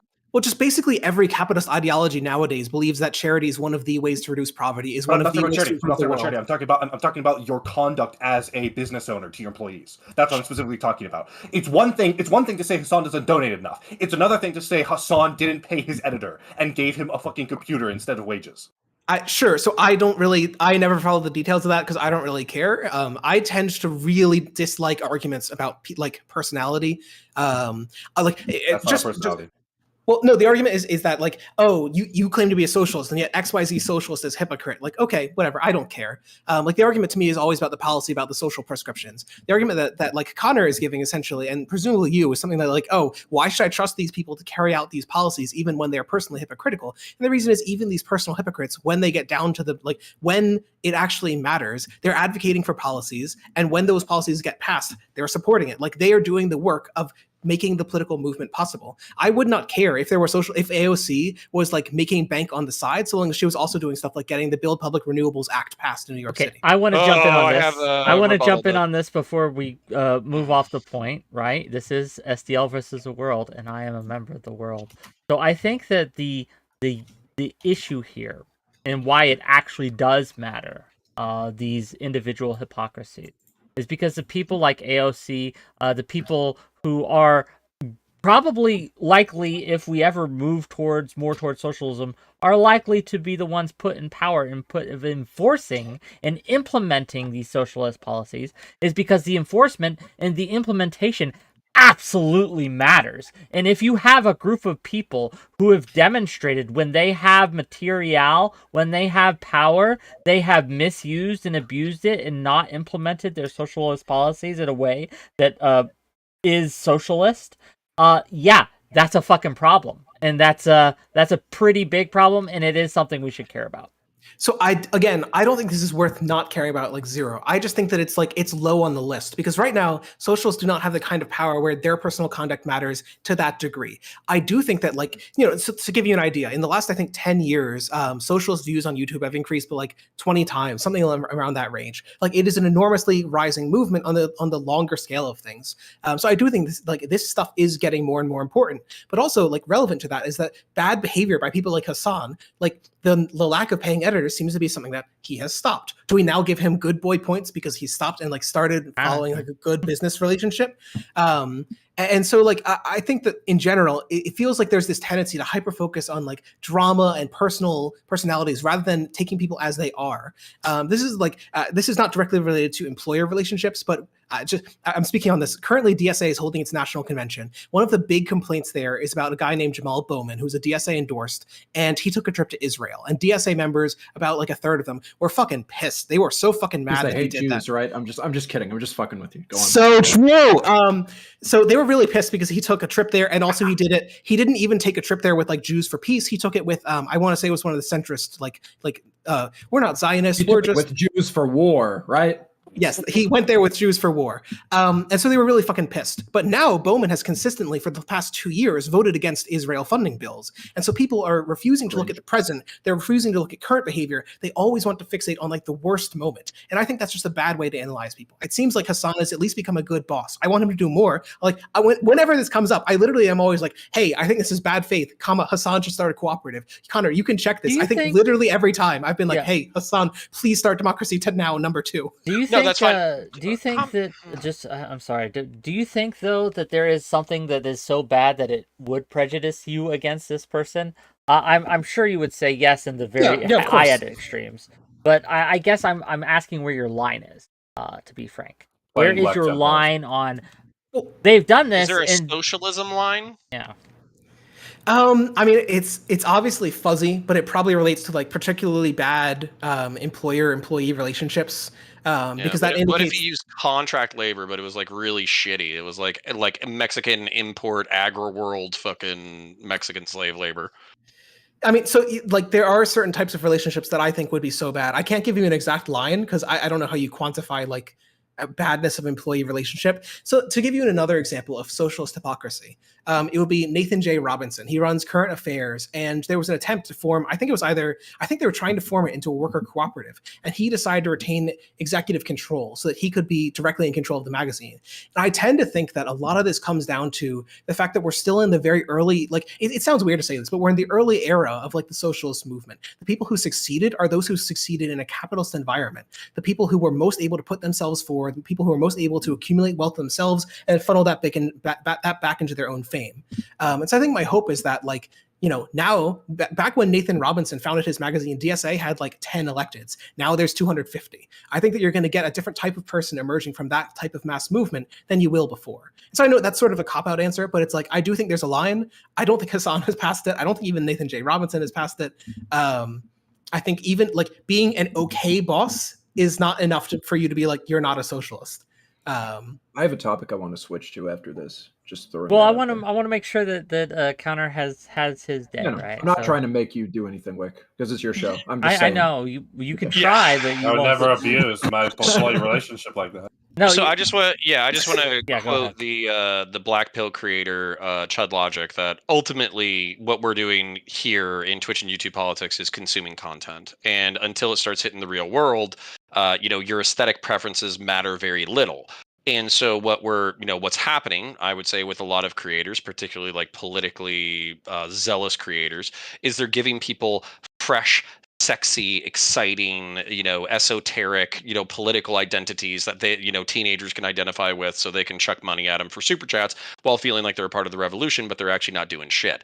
My problem, and I I hope you can agree with this problem, is that these are mechanisms that are effectively making worse people. And this is also something that I'm concerned with, where we're just giving these people a pass, where you're like, well, they're propagandists, so they're responsible for spreading the propaganda of my ideology. And as long as they reinvest back into propagandizing the ideology, it's totally okay because I view my ideology as a net good. Well, what if I view it as a net bad? What if I view this as promoting degenerate, coomer, fucking slovenly, unproductive, shitty, selfish behavior? And then when I see this thing, I think that it's rotted with fucking termites and a stiff breeze would knock it out. Do you object to me objecting to the conduct of your highest members? So there's two things here. One is that I think the critique of Hassan is a lot based on hypocrisy. As Trace was pointing out, right? The reason is that there's more of a disjunct between ideology and behavior than there is for like capitalist and behavior. That's the main critique. Because the problem is that like if you're saying that people are selling a product, they're selling an aesthetic, and people get into it because they need to sell the most extreme ideology, or they need to be super contrarian, or they need to be super aggressive, or super entertaining, whatever, because that's how it pays the bills. That's not just the problem with lefties. That's everyone, right? Like even in the way we were doing this show, whenever things get too into the weeds, whenever things get too boring, we got to move on because Wick's got to pay his goddamn bills. We need electricity for our big boy over here. Capitalism factors for that. Well, and so the argument that I would give is that this is actually a problem with all profit-driven media. Like if you want another controversial take, it's that I would like a society in the long run to have all media funded by the public through a combination of public funding from the government and public funding via vouchers given to all individuals. Love the government bucks. Please, I want that world. Guys, this is make actually sure you use your government-issued Prime, your free monthly government-issued Prime on me.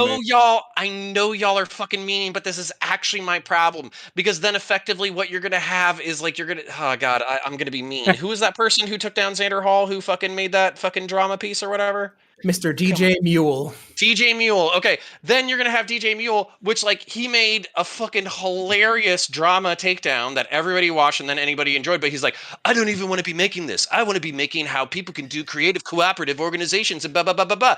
You're gonna have thousands of those fucking people, and you're gonna incentivize them through subsidization, and there's gonna be terabytes. Terabytes of content that nobody's going to be consuming because it's boring and dry as shit. And by the way, like, I love Bob Ross, okay? I love that he paints his little fucking, gay bushes and all that kind of bullshit. Happy little cloud. But at the same time, like, I don't want that to be all of fucking media. And so basically what I'm saying is like, no, and capitalism, as disgusting as it is, it's like the candied Brussels sprouts of fucking food, where if you're going to give somebody something wholesome, you cover it in sugar and fat, and then they fucking eat it. Bro, have you seen most movies these days? I don't think that's true. Something like 80% of Hollywood movies are rerun or like remakes. Like it's fucking atrocious. Aren't they all fucking tanking and losing super hard right now because people are burnt out on it? I mean, to some degree, but there's a reason they keep making them. There's a shitload that are fucking missing right now. The reason that the big studios keep making them is that they're predictable, okay money makers, right? Yeah, like they make money. It's because consumers are pieces of shit and I hate them. It's the exact same reason. Like if you want to see what the end point of culture under capitalism is, it's K-pop in South Korea, it's Hollywood, right? It's wrong. factory line culture. No, this is wrong, and the reason why it's wrong is because we have fucking Barbenheimer and we have fucking Barbie, the greatest right-wing propaganda to come out of Hollywood in the past 20 years, unintentionally. Unintentionally. And by the way, the only kind of creative genius that you can have is when you have this like cocaine-fueled mix of like progressive feminism critique mixed with like a weird Catholic upbringing, incentivized by toy makers who are throwing money that should be going to fucking starving African children, but is instead going to a movie about the existential crisis of a fucking toy. So like, I reject this. I say that the world is a better place with existential right-wing propaganda about feminists having an identity crisis and right-wing men actually capitalizing on it. So just to give you some numbers on how made like well $1 billion, didn't they? So among the top 100 grossing U.S. movies, 30% were sequels. And sequels overall within, I think among the highest grossing movies rose from around 10% in the 70s, 80s, 90s. Nowadays, they're like 40%. I don't think that's a good. So hold on. So what would happen in socialist in socialist fucking 𝕵𝖎𝖙𝖘𝖍𝖔𝖜? Would you have a bunch of fucking avant-garde fucking state-subsidized artists making one-off movies? Have you looked at the early Soviet Union? Yes, that shit rocks. Kill me. And See, we're we knew the 𝕾𝖍𝖎𝖙𝖘𝖍𝖔𝖜 went deeper than you were pretending. Don't taking your mask off now. I fucking see it. Yeah, and then be like, I don't like the USSR. You think that I don't love the Stalin? Well, guess what? Under his rule, they invented the first electronic music, and it fucking sucked, and it's terrible, and I love it so much. What's a little Holodomor amongst friends as long as you get electronic music? True. I will give you this, SDL. Oh. Like, fucking political extremists make like the best fucking music. Like, I'm not gonna lie, dude. Like, I am the opposite of a political extremist in like every way. But when I hear fucking 𝕵𝖎𝖎𝖙𝖘𝖍𝖔𝖜 like blasting out the Nazi black metal, I'm like, this is fucking amazing. This is the best thing I've ever heard in my life. If you want the liberal version of it, you go back to like the Civil War or something. You need an era where liberals were aggressive and they actually cared about what they believed in, instead of just being the status quo defenders of boring the status quo, like what is. I am a very traditionally liberal person. I go against the status quo all the fucking time. And Marvel okay? was fine up until Infinity War. Then they started putting women and blacks in the movies, and they ruined it. So, Connor, when we look at like quality of media, right, between like NPR and PBS and like a variety of private news stations, there's a reason that even among conservatives, trust is highest in public news. It's because it puts out like some of the least biased and most fact-based reporting out there. We've seen journalism today employs like 1/3 as many people as it did back in the 1990s. We are seeing a huge decline in how much coverage you're getting of local news. You're seeing a huge decline of what actually fucking matters because everyone's gravitating to just shit that they're gravitating to the clicks. Everything is HuffPost nowadays. Literally everything is clickbait. And you say, "Oh, that's the candied Brussels sprout." It's just fucking candy. It's just candy. There's no content. Actually, hold on. And actually, Connor, I got to do one more thing. So you love America. America used to be the #1 public funder of media in the world. We gave around, I think it was 0.4% of GDP every goddamn year to newspapers via postal subsidies. They could mail anywhere to anyone for free, and it was like 0.4% of our GDP. It was an insane amount of money. We should do that again. This is apologia for American propaganda. First of all, this is like USAID fucking being like, "Oh, hey, Cuba, don't worry about it. We got a social media app for you, Cuba." And then it turned out to be fucking CIA fucking psyops to start a color revolution. Speaking of funding, which is based by the way. Speaking of funding, thank you for the bits. More bits, more subs. If you're on Twitch, if you're watching this on Twitch, help me. I want to break the 1,000 mark this month, or my Twitch specific. I want to break the 1,000 mark. So yeah, give me subs, give me butts. That would be great. Thank you, please. If you're watching this on YouTube and you're enjoying the content, make sure you hit that like button. Make sure you hit that subscribe button. Make sure you super chat as well. I think this is a good point to transition off the media, unless someone has a huge media take they want to go on. I want to make one more. Dave Filoni is as bad as Kathleen Kennedy. What? I don't know what you say. Isn't Dave Filoni single-handedly responsible for salvaging the dog shit that was fucking Star Wars Disney? No, I don't agree. I hate Dave Filoni so fucking much. Wait, didn't he do fucking first season of Mando? No, that was Jon Favreau. Okay. Pivoting. He was a little involved, but pivoting away. 2 points. One, I got the actual number. It was 0.2% of GDP, which would equate to roughly, I think, like $45 billion per year nowadays.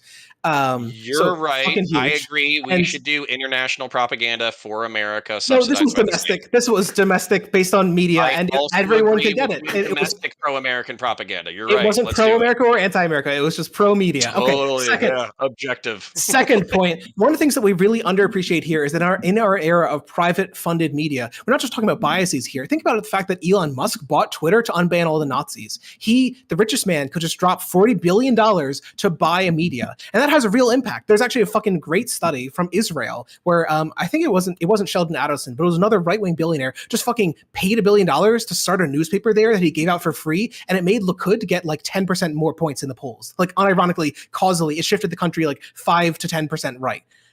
That's fucking terrifying. Cool things. $5 from Zephyr Hash. Hold on. No.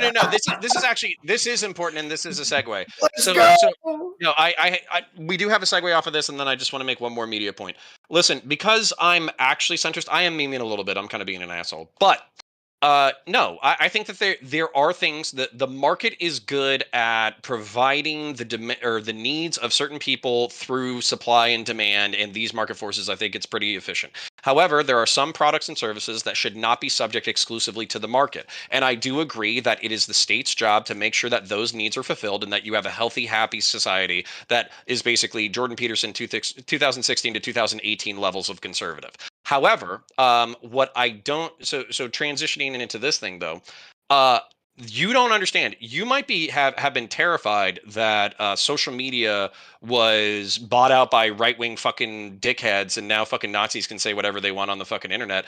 One, that is free speech, at least from my perspective. I think that Elon Musk is doing a better job of guarding the American First Amendment than the fucking federal government was. And then number two, you have to understand how terrifying it was from the other side of things, where basically like you have to go with the progressive toe line, even if you want to say like conservative or monarchist or whatever fucking points. You have to walk on fucking eggshells in order to say whatever fucked up shit you want to say. Now, I'm not a monarchist. I'm not a fascist. I'm not a fucking white supremacist. I'm not all that kind of shit. But I do think that it shouldn't be illegal for those people. No, I don't think it should be illegal for those people to say whatever they want to say in the public square. And the fact that the public square was largely denied to these people for the past half decade, I think was a fucking very weird and Orwellian development. I want to go on this. I want to go on this, but let me make my money. $5 for Zephyr Hash. Base Dave Filoni take. Mandalorian sucks. Whoever made Andor, put them in charge of Star Wars. True. Okay, thank you. But I do want to hear your response to this, SDL, to the free speech thing. I've long taken a pretty close to free speech absolutist stance. I don't think there's a lot of argument for restricting freedom of speech. But I don't think that like giving public funding necessitates like the removal of public platforms for a lot of these beliefs. In fact, it was under private funded platforms that their freedom of speech was removed, right? Like in the status quo, you're talking about by companies. The companies didn't want Nazis there because they wanted their ads to have more CPM. Congress working in league with who? With nonprofits. What do you? Funded by whom? The government didn't have to do shit. They banned them themselves because they made the advertisement worse. You don't want your ad appearing next to a Nazi shit. Okay, hold on. Years and years. I agree with you. Hold on. There's a part of this that I agree with. Yeah, we don't have to do the Twitter files debate, but let me address this. The Twitter files Twitter fucking rejected like half of the FBI shit. Yeah, because you don't think. Hold on. So we can move on if we fucking need to. I don't know anything about Twitter files, so. Okay, we can move on if you want to. But at the same time, I think you're right that there is a perverse incentive between private interest and fucking social media companies, where if it's not marketable or monetizable, then it gets, basically banned, shut down, whatever the fuck. And I do think that there should be borderline a speech bill of rights when it comes to like social media platforms, where here are the limited accepted levels of behavior, and you cannot be banned unless you are violating these behaviors. I do think that should happen in order to disincentivize marketers and employers and advertisers from being able to yank support out of social media companies who are largely not endorsing the fucked up opinions of their users. Would that only apply, Counterpoints, would that only apply to online? Because my worry about any kind of bill like that is it would carry over to now you have to let someone who is very anti-Christian into your church, right? Like, because they're not violating those sayings, so you have to just let someone. And the government would make them do it. I think we could negotiate like obvious things, like for instance, like employers and stuff. Like should a Christian organization be forced to hire an anti-theist to work at their their child care adoptive center? Like, obviously not. There's going to be some shit that I think you can for child care option. Yeah, fuck yeah, that's not an inherently religious function. Yeah, I don't think there's a real. But what if the anti-theist was like, never mind, I have fucked up. I have fucked up thoughts. Sure, advocacy one week. I don't know. I'm gonna give out all the babies to fucking Satan worshippers. FDL, not FDL. Fucking Flowtrace. Sorry, FDL. Yeah. Flowtrace, go ahead. Let's go. I think the real fundamental problem with this question is not really a question of like capitalism versus like like free market run amok versus like a question of like public funding. I think it's just a fundamental flaw with human psychology. I think the reason why social media tends to be incredibly perverse in this way is because humans are really bad at selecting necessarily for the things that are good for them.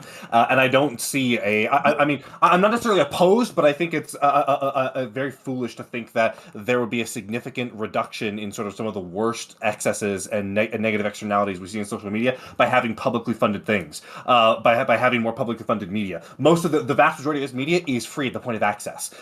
So I think making other free alternatives isn't going to draw people unless they legitimately want it. And the reason why clickbait works is because that is what genuinely interests people. That is what gets people. The reason why rage bait and all this outrageous content works is because that's what people want to select for. So there's two things here. One is that something being free at the point of access doesn't mean that underneath it, the logic of what it promotes and what it negates, its skeleton, its meat, isn't fundamentally driven by profit. Why does Twitter promote certain posts? Because they get good engagement. What does good engagement mean? More ads. If you have a system which is even 10, 20, 30, 50% less reliant on ads, they don't need to promote those posts as much. They can promote different kinds of things, which might, you talk about clickbait interests people. This is the difference between eudaimonia and... This is the difference between eudaimonia and happiness. I will agree with you that people are fucking stupid and they have a lot of bad impulses. That does not mean that we should let media optimize what it shows people to the worst of those impulses. We should not be giving people the worst content to make them happy, but not actually fulfill them, not actually make them better people in the long run. Just because it makes you happy to see cat pictures in the short run does not mean that it is socially optimal for our social media to do that. I agree, but I think the effect of ads, I think it's reverse causal. I don't think that, if you cut out the ads, yes, they're not going to be able to monetize as much as this, but people are still going to be selecting for that kind of content, right? People are going to select for clickbait, they're going to select for, outrageous content, even if that content is not profitable for the company providing it.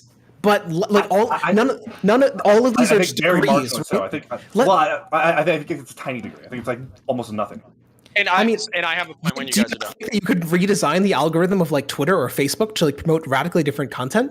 People might be less interested in it, but if you could do it for social media, if you could, people could. Hold on, but that's not what you're describing. What you're describing is that there would be a plethora of options, and that there would be alternates to Twitter that don't have those things of algorithms. But the problem is those algorithms are selected by consumers not because they know it makes Twitter more money, but because they like them. So I don't think if you provide people, guys, you can go on. Yeah, I don't think if you provide people with like, okay, guys, you can go on Twitter, you can go on the nice platform. Even if the nice platform is an option, I don't think that people are going to generally go for it like in any significant amount of numbers. I mean, we could look at stuff that currently exists, like NPR, right? I talked earlier about how it has higher trust among virtually all ideologies, even though NPR is perceived as having selected for less. It's perceived as having like a left of center bias, and yet conservatives think it's one of the most highly trustworthy news sources. There's a reason for that. There's a reason that across. Would you regulate this? I think that in the long run, we should pursue a society that has no public fund, no private funding. Yes, we should want a society where all funding is either through like the state, through political parties, or through people through vouchers. Okay, I have to dig into this, and I appreciate. Yeah, exactly. So I appreciate. I have to dig into this, and I appreciate you forcing me to look up eudaimonia because I literally just thought it was Shu's boyfriend. I had no idea it was an actual word. So I googled it, and obviously. It just means human well-being, the highest level of good, according to Aristotle or some shit. The idea is happiness over your lifetime, right? It's not happiness in the moment. Like if you jerk off, you're happy, but that doesn't mean you're happy for hours and hours. It doesn't mean like a sort of like human flourishing. So human flourishing is the idea. I appreciate you forcing me to Google that. However, how do you not look at like the dystopia of China where like eudaimonia, social cohesion, like, unity, like all that kind of shit, those are all their prime driving moral fucking intuitions. They basically do that shit all the time. I'm pretty sure they limited people under the age of like 18 from playing video games or being online more than 2 hours a fucking week. I don't know whether or not that's even enforceable. I think they also have their own version of TikTok that doesn't promote as much degeneracy as the Western version of fucking TikTok does. That's super misleading. Well, I mean, you can explain it for me if you want. I mean, I'm consuming,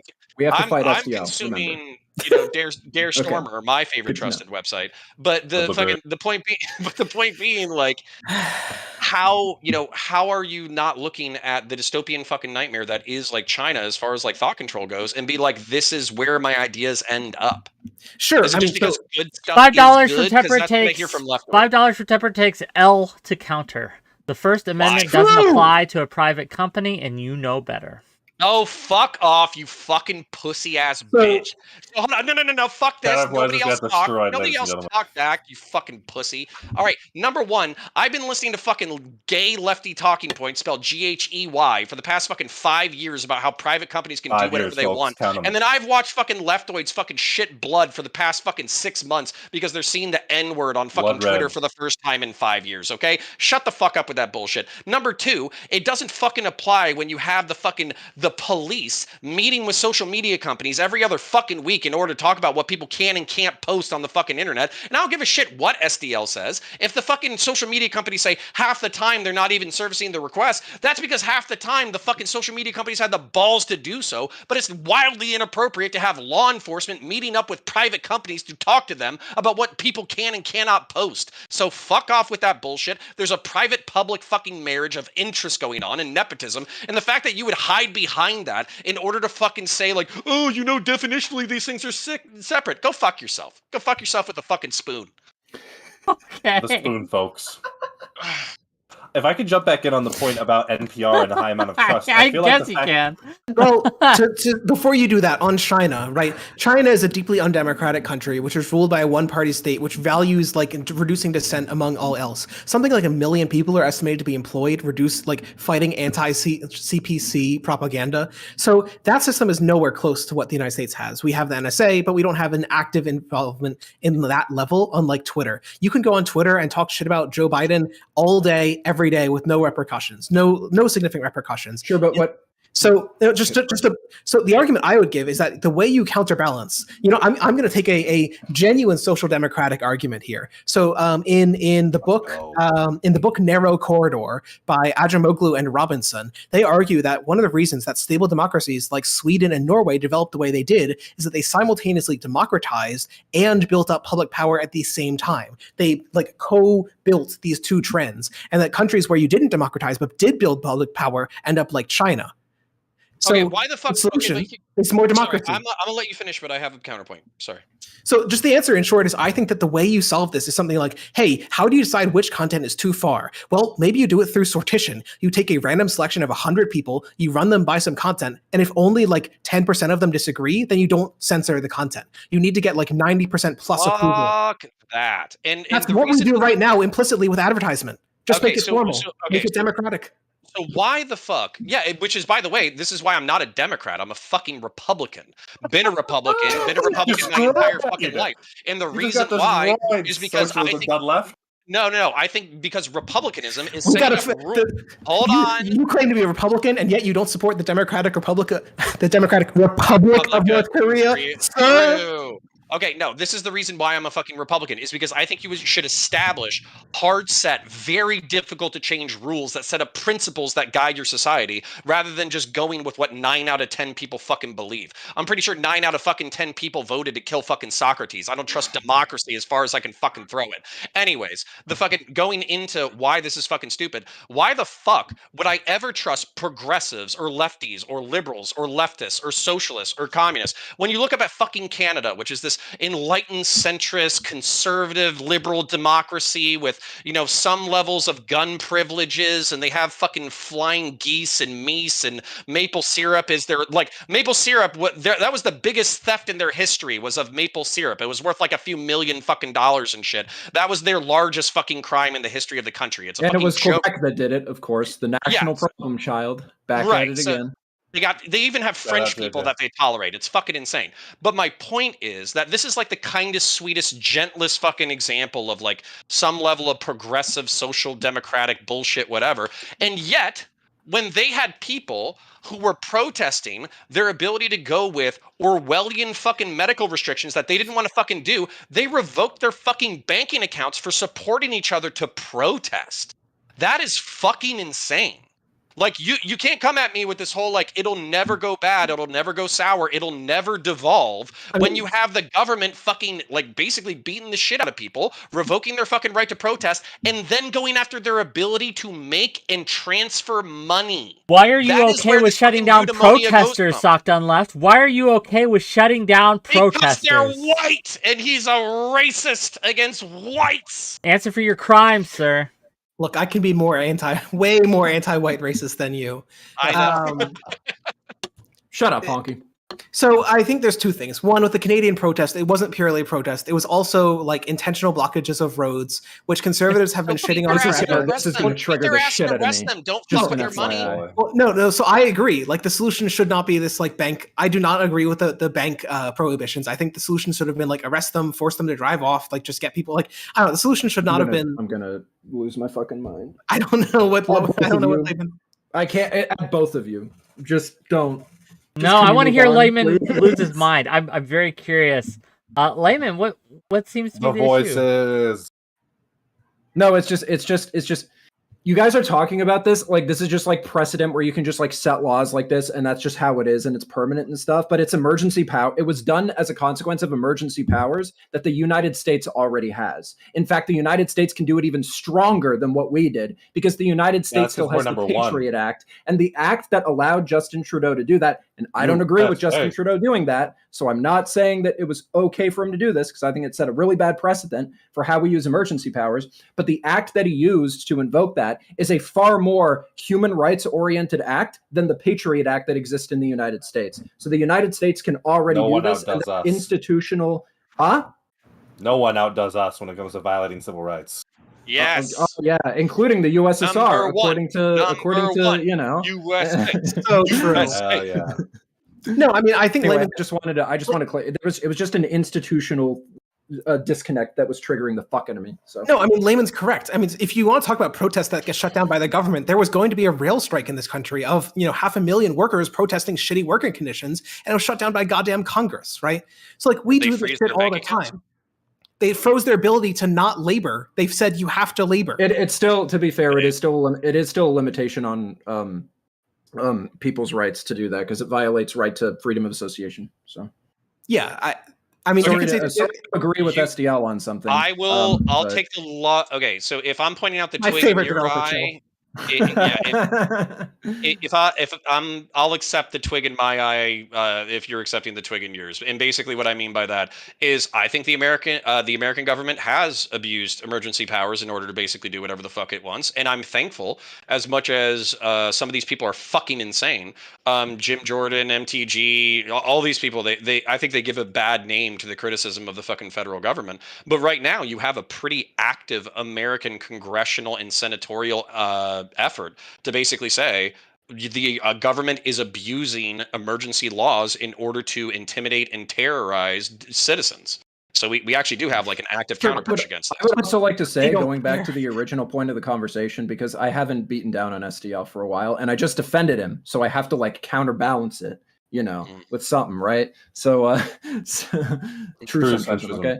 So yeah, there we go. So I would also say that like the fact that like the U.S. can abuse emergency powers to that degree also would probably affirm Connor's earlier point about why a 100% state-funded as opposed to privately funded media racket would set a really, really terrible precedent for the United States. Because if you got rid of private media ownership in the United States and you have that precedent where emergency powers can be abused like that, then that could easily go to the way of something like China, right? And if this is a form of socialism or whatever they're advocating for, right? It's like, it's very, very easy to say that you have good intentions, but like you're not the person who's going to be in power doing the SDL utopia, it's right? Going to be the whatever socialist representative you're It's to the point of hypocrisy earlier, right? To back up on that. It's to the point of hypocrisy earlier that we were making when it came to Hassan, AOC, and these other quote unquote I wasn't trying to do a hypocrisy thing, just to be clear. Socialism I think promoters. The answer comes down to institutional design, right? If it was fully state funded and that was the only route, I would agree with you. That is a real risk of centralizing power. But I think, in fact, part of the point of public funded media is to decentralize it. So right now, Twitter is funded and controlled by one person who can do with it as he pleases, and you have no ability to check him other than your minute ability to change his like market power. And maybe that'll change his mind, maybe it won't. Maybe his ideological convictions are so strong he will do whatever. You have no fundamental ability to check private institutions other than outcompeting them. As somebody who supports publicly funded media, because I'm a CBC shill in Canada, we love to see it. I love the CBC. And I want to fund the CBC more with good content. But what I disagree with is this idea that must necessarily exist in opposition to private media. I think private media has a lot of bad incentives, because the demands that the public have out of private media are like bad for the public, right? This is also why I support sin taxes, is because if you eat a fuck ton of like fatty fucking sugary shit and you become an obese fucking cow, like, sure, people like doing that when they're doing it oftentimes, but it's bad for society, so we should discourage it, right? But those two things coexist alongside each other within a like liberal rights protecting, free speech protecting framework where the government is still not allowed to influence that media to any degree, despite the funding. So what I disagree with you on is the idea that if this was 100% funded by the state, despite that institutional arrangement, I still think that 100% funding would be very, very easily abused by somebody in power. And that's too much of a risk. So you have to have the private media competing alongside the publicly funded media. Yeah, hold on. I want to back this up because this is to speak to that. No. Let's go. I want to respond based on institutional design, right? I said the solution is institutional design. One of the ways you do it is diversify the types of funding. One is public funding, like CBC, but I think that another huge source of funding in an ideal social society should be something like vouchers. You talk about private funded media. The way that private like for schools?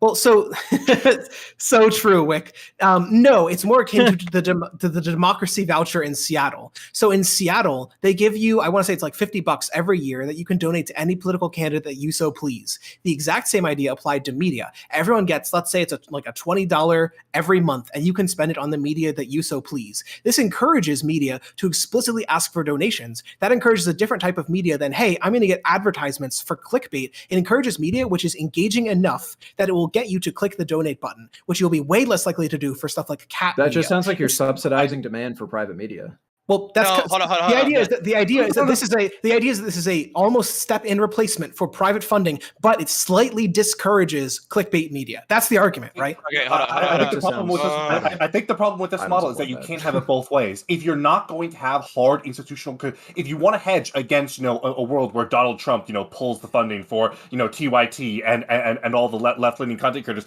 that means you're TYT, the young for the media. turfs, you mean? TYT isn't. That means you're putting the selection for media back in the hands of the people, and if you're putting that selection it's a mixture back in the hands of, well, hold on, but if you're putting the selection for what kind of media people want back in the hands of the people, then your ability to have syntaxes and to try and discourage the worst parts of our media massively goes down because people, you're subsidizing. Yes, true, because syntaxes don't work on social media when it's free at the point of access, right? When people, if it's true, but you know what you can syntax. Please, if it's true that the government isn't going to be able to regulate specific content and force people to do certain things, then that means that they're not going to be able to stop people from creating this very unhealthy kind of media. And as long as it's out there, people are going to be massively selecting for it. Either the government can impose some real rigorous restrictions on what kind of media happens and whether or not that media is heavily encouraged or discouraged, in which case there is real potential for abuse of power, or they can't, and we're really not going to be able to effectively sort of get at the negative externalities of these problems. So institution design again, 3 sources of funding. One's pure state, one's political parties, one is vouchers, right? Then you have one more institutional level. How do you do the syntaxes in a world where there's no profit to be made? Answer, the syntaxes go on the funding. Let's say you get that committee of 100 people and you get 90% of them to agree, hey, this is like just misinformation. I've gone to realnews.biz and it's telling me that Obama is dead because he came too much. Okay, that seems like it should get less funding. If you can get, say, I don't know, 90% of people to agree. You're proving my point. Damn it. Yo, I got then people should be able to reduce funding. That's it. Okay. Counterpoints. The floor is yours. This is total bullshit. So, and the reason why is because you're appealing to eudaimonia again in order to justify moralizing the choices of other human beings who are adults who disagree with you. And here's the other thing, like, yes, and I want to be able to finish this. Number one, I know you're saying that there's a diversity of sources and information and vouchers and no profit and all this kind of wild shit, but I basically want to point something out. I want to point this out. Number one, if let's just say it's state subsidized media in the way that we look at it now, BBC or CBC or whoever the fuck. at the same time, I understand that these are liberal, prog, Dems, whatever, who are doing their best in order to tell the truth because they have that value set.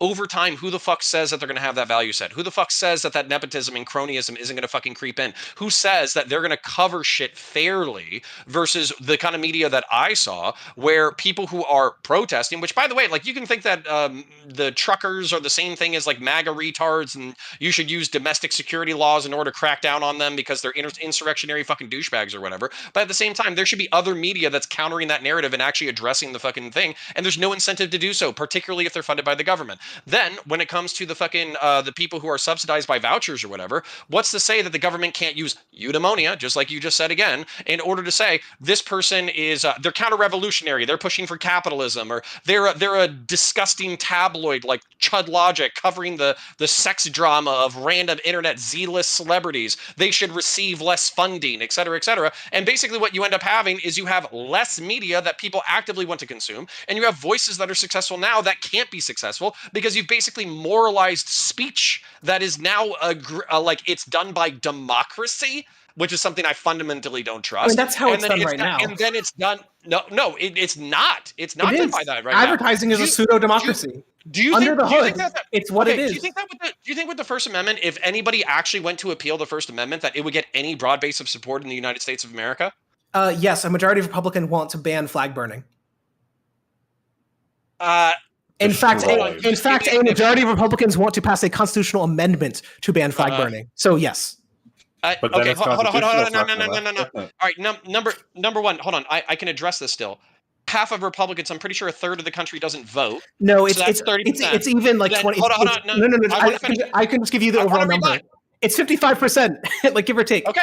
Yeah, so let me rebut then. So a third of the country is Democrats. They're not going for that. A third of the country doesn't vote at fucking all. They're not going for that. And then half of Republicans are not going for that. So you're already at 70, 80% who disagree with the 55% of Republicans that you're talking about. So my point is proven again. Also, even if they don't agree, like they just shouldn't be allowed to democratically vote at people's rights, like in my opinion. Yeah. Well, yeah, sure. Even if a Supreme Court, right? I agree, but we're not talking about here about what we want. We're talking about institutional design. So this, I linked you the YouGov poll, and the support for this has been declining dramatically over the years. Back in the 90s, it was like 70% support, like among the overall public, not among Republicans. Nixon and boomers, and they fought. Support. Listen, they fought in World War II. They freed the Jews after they were already murdered. They were very proud of the Vietnam War, bombing all those fucking little Asian kids. Like, what listen, I'm trying to get at is that you can't build an institution which is insurmountable to any undemocratic, any unfree speech, whatever view. It is always possible to surmount it. Get enough people on board, and you can do it.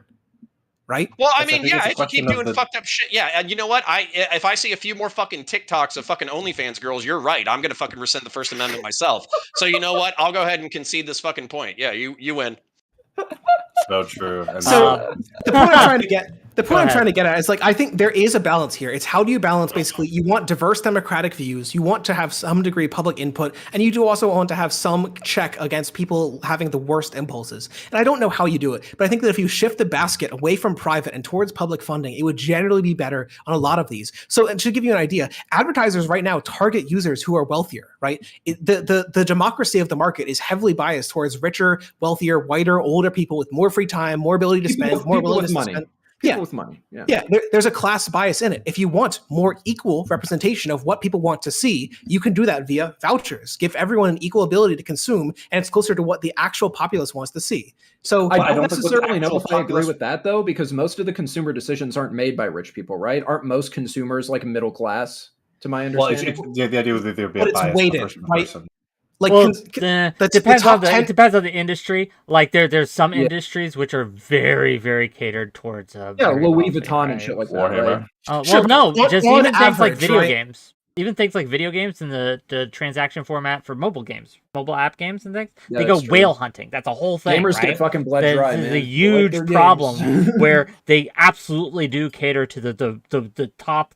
The top 20 vouchers for indie games. Like 20% of the people who play are responsible for 80% of the income. I mean, unironically, one of the more interesting things is media vouchers, along with news vouchers. One of the really interesting proposals is the idea that was proposed by CJR, the Center for Journalism something, or Columbia Journalism Review, something along those lines, was give everyone like a $40 voucher every year to spend on media. And if you take those vouchers, you have to make a commitment that you will release your stuff into the public domain. And I think it's a really interesting compromise, because it means that now every year there'd be like 1 million songs produced, public domain, anyone can use for literally anything. And that shit fucking rocks, right? If you want to attack intellectual property, you got to do it through public funding. It's the solution to how do you get research in a society without intellectual property? How do you get art Do in we a society want without public property? It's I vouchers. want to meme for just 1 second. I viscerally disagree with all of this fucking shit, but there is something to be said for capitalism butchering some of its best art. For instance, Titanfall 2 was intentionally released between Battlefield and the Call of Duty that year, so it would tank. And so I think like Activision or EA or whatever could buy Respawn, which is responsible for some of the best shooters and best video games of the past decade easily. Titanfall 2 is the best shooter of the past decade, and 90% of the fucking American public has not played it. And Titanfall 3 was canceled for the continuation of Apex Legends. So on some level, I don't trust, I don't trust capitalism to have the people's best interests at heart when it comes to art. But here's the other thing. I also don't trust the demos. I don't trust the people. I don't trust democracy. Because you know what fucking democracy loves? It loves fucking Candy Crush and fucking Fortnite and shit. Yes. So, So I think SDL is right in a lot of descriptive problems. I think his solutions are terrible, though. Okay. Well, I don't know if I'd say We're this trying to move on. gonna put a pin on this because I want to respect people's time. We have time for one more criticism, but I want to know which of you three has the best criticism for SDL, the most spicy, the one that's going to make the SDL never want to come on my show again. Okay, one that's going to make him really, really. Can I ask a question before I go forward? Yes, you can. Can I ask a question? You're gonna call me gay and short? What's up? Yeah, I was about to say. Hold on. Are you and Merrick still dating? No. Oh, okay. Never mind. Mine's too mean. Let's not do it. Jesus Christ! What the fuck? Just say it, dude. Just say it now. I was gonna attack him for fucking. I didn't. But now I have to ask like follow-up personal questions. What was the dynamic of their relationship, and what did he do, and what did she do, and all that kind of stuff. So no, I don't want to. I don't want to meme. I don't want to meme. Abort. Get out of here. Get out of here. Exactly. Okay. Let's do a different one. Okay. What's your question, Something Layman? fun. What's your question, Layman? I have something. All fun. pegging all the time. Sure. There we go. We got the answer. Okay. My fiance follows you on Twitter, and they told me that you want to abolish kitchens. Is that true? Yes. Okay, we can have fun with this. What are you Let's go. talking about? Yes, asterisk. So the suggestion that I had is one of the neat things they did in the early Soviet Union, yet again, Tanky coming out. One of the neat things they did in the early Soviet Union was how to for us all to use one kitchen. How do we get women out of the home? Well, you've got to automate the tasks that they do. So how do you get them out of the home? They're annoying me in the home. Well, if they weren't in the home, you wouldn't have to talk to them anymore. We need a safe space from women. Okay, we need a safe space. So like Lenin and Trotsky, safe space from women. That's called the office, Wick. Lenin, Trotsky, they talked a big game about liberating women, and they said, well, how do we do it? You've got to automate the labor that women do. So what's one of the labors that women do, and that men do a lot nowadays too, is cooking food. And whenever you go home, you put a lot of labor in to get out a relatively small amount of food. When you do that in an industrial food factory is what they were called, you can get out a shit ton more goddamn food. The productivity of a fast food worker, of a kitchen worker, is enormously higher than you in your home. The only reason that we valorize home cooking is because it's way fucking cheaper. But it shouldn't be. We should be trying to build a society where we can use that specialized automated labor, and increasingly it can be automated. There's automated fucking woks, there's automated stoves, there's automated everything. Yeah, microwavable meals, man. I feel like we're there, basically. Well, but that's the point. Do that, but en masse. And then, you can automate delivery nowadays. There is no reason that we should be trying to have a society where you have to have all of the utensils, all of the ability to cook a full kitchen,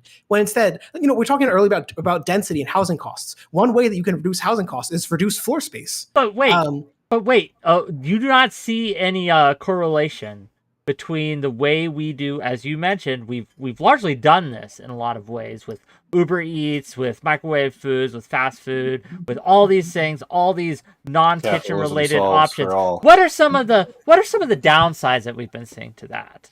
Right, the food right now is enormously expensive. It's not that. So the ideal should be that's not we should want a society where mass-produced food is so cheap that you eating at home is a luxury. It's like the Edison quote that we should make a candle a luxury of the rich. We should want mass-produced food so cheap that you being like, I'm going to make the pasta at home, that's you doing it because you got a girl over, right? Like there is no reason. How does it abolish kitchens? How do we get to? How's that the conclusion to this? Well, so the idea is if you don't need to prepare your own food nearly so much, the question is why do you need the full kitchen, right? Because you want to. Because you prefer. Okay, hold on. Especially now, let's imagine you have rentable kitchens, you have rentable spaces. We're back to the housing conversation where it's like people prefer to do this, and I'm just like, yeah, people prefer to do it, and SDL is like, yeah, but it's fucking bad, and I'm like, why is it bad? And then he's like, well, here's a thing that I like about doing this thing that would benefit me personally. He's like, well, that's good for you, but if other people don't want to do that, why is that bad? And then we circle and circle and circle and circle and circle. Also, which would it be a cultural appropriation for the government to produce Chinese food en masse? Like, which culture's food would the government be okay on more if they were doing double orange chicken and chow mein, similar to what's the Panda one? Panda Express.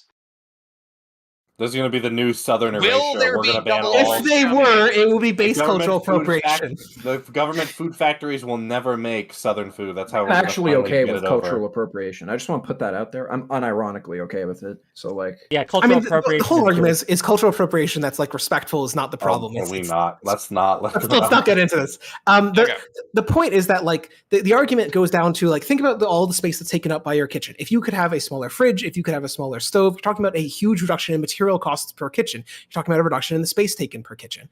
That yields like the ability to have denser apartments, to have more people in less space, to have even more like ecological and economic scaling. The city, even today, still is the Industrial Revolution.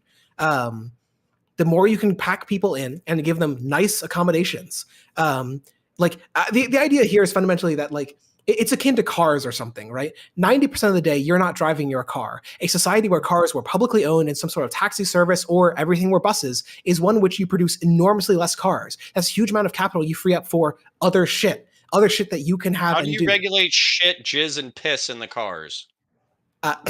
What? True. No, I'm just saying. Transit just got destroyed. Like people are disgusting.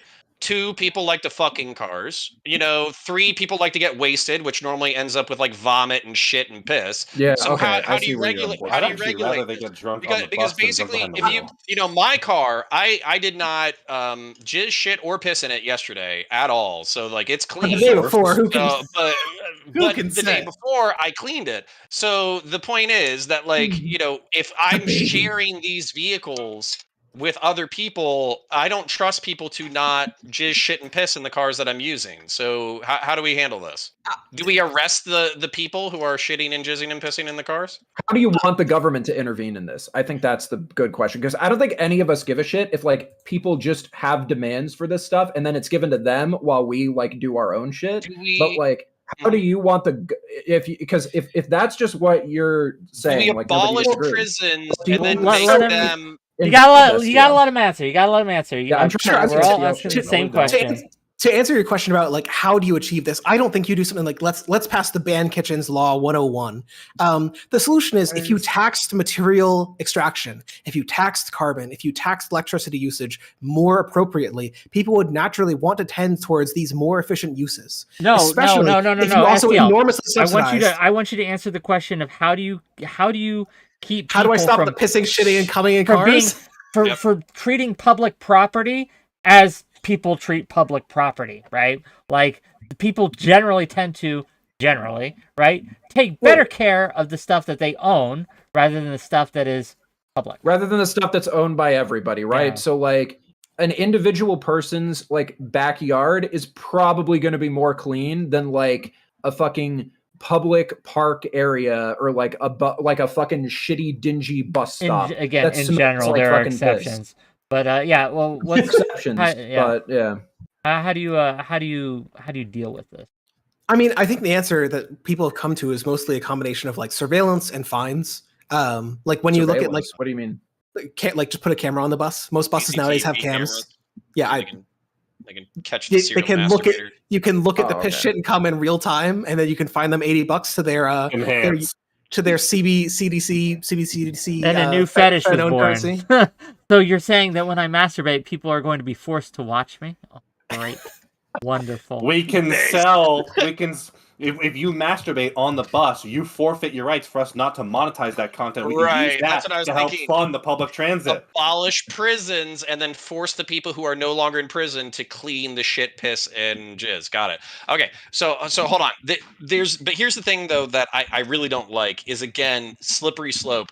It's like, if you built high urban density, high accommodation housing downtown that didn't require cars, and then it just had kitchenettes, and then they had like cafeterias or some shit like that, I think there's plenty of people who would take you up on that. Like I think there's plenty They of are people known as who- college students.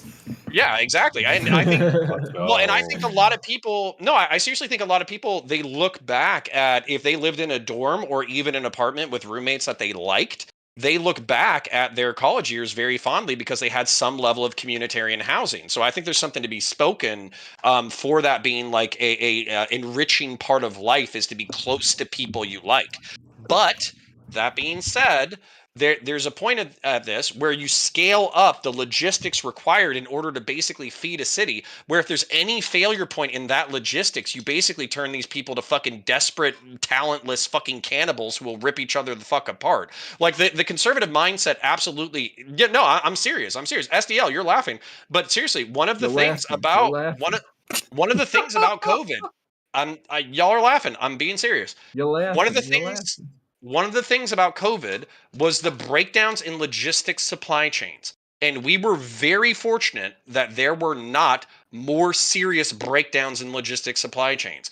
And if you if you up the density, you increase the logistics, you decrease the skills, you now have tens of thousands or hundreds of thousands of people reliant on a supply chain that could have a point of failure, and you don't have redundant points of Isn't failure. this basically already true for like utilities though? Like if electricity actually isn't actually already true that like you have single points of failure and like single supply chains that like everyone is dependent on, and if those go down, like it could be like the purge, but like that doesn't seem to actually happen that much or at all. I mean, depends on what country you live in, right? To answer your question, America. I live in America. Yeah, I'm not talking aware about of this Brazil. happening in America. SDL, answer the question. one of the We pet could. projects. SDL, answer the question. Yeah. Way earlier in this conversation, I asked Layman if he was a neoclassical or a new Keynesian synthesist. Those are just schools of economics. So one of the other schools of economics nowadays is post-Keynesians. One of the big pet projects of post-Keynesians is for a lot of goods, there is smoothing over time, because as like supply goes down, production goes up, but it's a lot harder to do that for raw resources like food and raw material extractions. And so post-Keynesians are really focused on smoothing prices over time, and they propose building up resource pools for all of these things. Like, you know how we had that strategic petroleum reserve? Do that, but for literally everything. The cheese caves is a good idea. Let's have the wheat strategic caves. hot pocket reserves. I'm okay with this. Yeah. And so the argument in part is not a good idea. the argument in part is, well, partially, one, do less just-in-time supply chains and have more like robust logistics that are more failure resistant. And the answer, two, is that like I think, you know, people can still cook pasta. This is not a high skill activity. If supply chains are like breaking down so badly that you can't get like, I don't know what supply a industrial pasta food factory would need that a home pasta chef would not, but you could still just give people the 𝕵𝖎𝖙 packets and they could boil it themselves. I feel like this is, for very basic food production, this is not that hard to meet. People are not going to starve unless the food production itself is dying out, in which case we're all dead anyway. Well, there's some parts that I disagree with, but the other parts, which is, well, then make the logistics redundant and also make the supplies redundant, then dummy. I'm okay with that as an answer. And to be clear, that's true regardless of the status of the abolition of kitchens, regardless of whether or not we're living in single-family homes. The idea for strategic reserves is just a post-Keynesian idea, because post-Keynesians are really big on you don't want price shocks because those fuck up the economy. Yeah, and I think the reason why conservatives would be hostile to moving into the cube with you and being reliant on logistics, supply chains they couldn't see and all that kind of stuff is a lot of conservatives, they have their backups, right? Like they either have home gardens or they have stockpile dried food and all that kind of stuff. And the truth is that you could probably get to, if this was a really well designed living space, you could still stockpile dried food and you could still shoot your neighbors if they try to steal your shit. So it's True. good because you agree with me on Also- guns now, so it's fine. Also, in Yeah, my well- country, conservatives are down with the cube already, as long as like the market does it, and it's not the fucking Well, and whatever that was SDL kinda wants to my- do. So Yeah, that's Yeah, that's yeah. kind of my point. Is create the cube and let the Yeah, I want cubites the live public there. cube, not the private cube. Yeah, I want the private cube. yeah, I also want the private cube. I am down for the private cube. I'm not down for Okay. the state enforced cube. No, thank you. Yeah. Okay, so, gang, Gang. did you all have fun? We I had have a Ice cream, blast. yum. Was this Wait, was before we this a- stop. Before we stop, Please. one time, Connor, you probably don't remember this, because Connor and I are buds. And one time we were in a private call. No, this is a long time ago. And Connor's like really old. I Like was he's there, like Gandalf. he's like a boomer, okay? So his memory might be a little slow, okay? Anyway, so but the point is, one time I was in a private call with Connor, and he told me that I do a really good impression of you, STL, and it was not in a mocking way. I wasn't doing it like in a negative way. I want to do it right now, and I want you to tell me if you think it's accurate, okay? Is that okay? Absolutely. Let him cook. Give me something to say. I'm not good at coming up with sentences on the fly. What's something you would say, SDL? You do it. We need to abolish kitchens and put people into the cube. I don't fucking know. Okay. Hey guys, it's SDL, and we need to abolish kitchens and put people in the cube now. How's that? Is that I good? thought it was perfect. I'll take it. I'll take it. Listen, That's this is true. more thigh high era SDL than it is drug dealer pothead fucking SDL, but I still think it was SDL, solid. So, I mean, if we're I'm not- doing this, I did talk to Not So Erudite about coming on today, right? We kind of joked about it, because Not So Erudite didn't know who you were, and so I linked your Twitter to her and stuff, and she has a picture of you. She She hooed says, you. she's like, oh, this little cutie.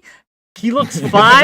I want to ask him his favorite cookie brand, and we joked about how I thought she should come on tonight and Homemade, roast you, obviously. and What the asked fuck? if you were lost and needed help finding your parents. God Bring her damn. on. And Bring so her on. I'm Let's sad we go. didn't get that content, but Canadian here we are. supremacy. Let's go. Here we I've are. got one serious thing to say before we sign off Please. here. I am a official ambassador of the DGG Nation, and I'm a terminally online Destiny fan. And I want you to go and try to rebuild the bridge SocDoneLeft. And I'm a lore master too, so I know what happened. Okay, and I know that the person that you tried to get deplatformed off YouTube, that Destiny nuked the bridge over, he and Destiny no longer on good terms too often. And I also know that it happened before the supposed online reset. I think you should try to re-enter that orbit, because as much as I might disagree with you, I think look, if we're gonna have Q in the orbit, you're damn well sure we should have someone on the other side, and there's no one better at making the case for your side than you. So I want you to reach out and rebuild that bridge. Will you commit, SocDoneLeft, will you commit today to rebuilding the bridge with Destiny? I don't know if it's an option. It's an option. If you go for it, he won't. I can block it. help this happen. I can Me too, I can me make too. it manifest. I can manifest this. I have connections, right? I've got pull. some deep DGG Okay. psyop connections. Trust me. True. I just speaking to like the Sneeko arc, right? And before that the Lauren Southern arc. It really felt like Destiny got way too credulous with people on the far right. He had a whole era where he was refusing to accept the definition of like who is a Nazi based on like, do they support XYZ belief? Like, is Nick Fuentes a Nazi? Well, he wants to impregnate young women, and he wants to return to traditional values, and he wants a white nationalist ethno state, and he like doesn't think the Holocaust is real. It's like, well, how much more do we got to check off, dog? So I don't know. Sounds like you should go in that. Fair platform enough. and Fair make the enough. case. Okay. Well, we tried, gang. I will say, I really enjoy this format. I really enjoyed tonight. I think we made some substantive changes from Counterpoints, which I liked Counterpoints stuff too, but it was a little rougher, right? So we smoothed the edges out. I think we've got a really good format going here. Thank you If for there's being ever round willing. 2 on counterpoints, I want a 40k section, and I want to be there. Noted. We'll do a 40k versus Star Wars panel at some point. Oh no but no I no wanna- no no no no! Not 40K versus Star Wars. I wanna talk to him about how much I disagree with his 40K takes. Oh God, are we gonna do female Space Marines? Oh yeah. Oh Are we? yeah.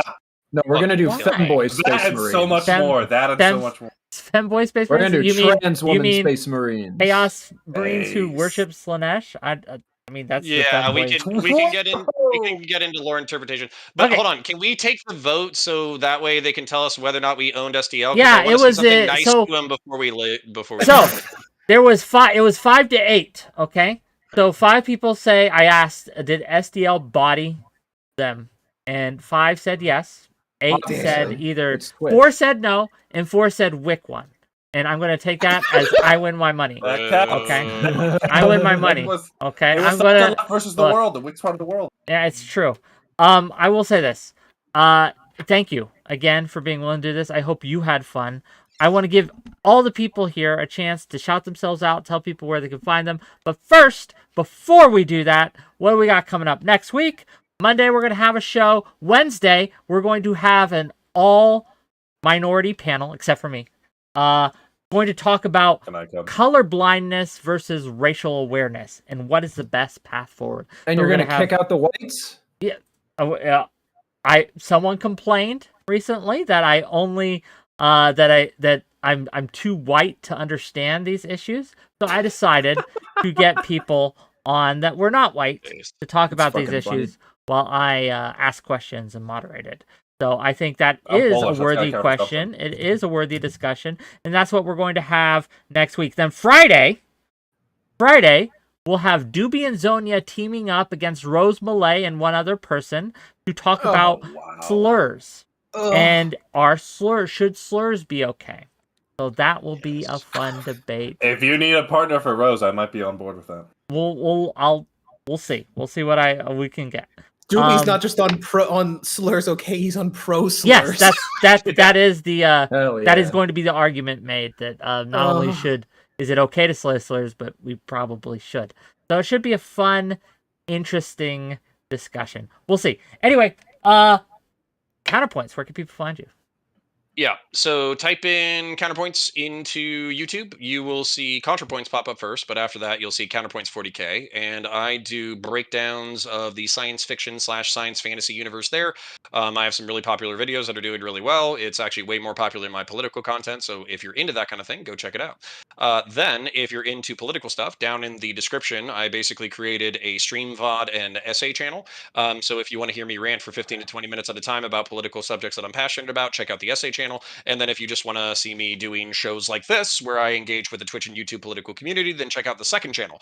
I do want to say, before I yield, that SDL, despite my being a absolute fucking dickhead on Twitter, and you probably not liking my takes, and I'm assuming that I'm muted at this point, I did always find you to be a good, above average, like seriously, above average debater, like a higher tier of My man going for the highest praise.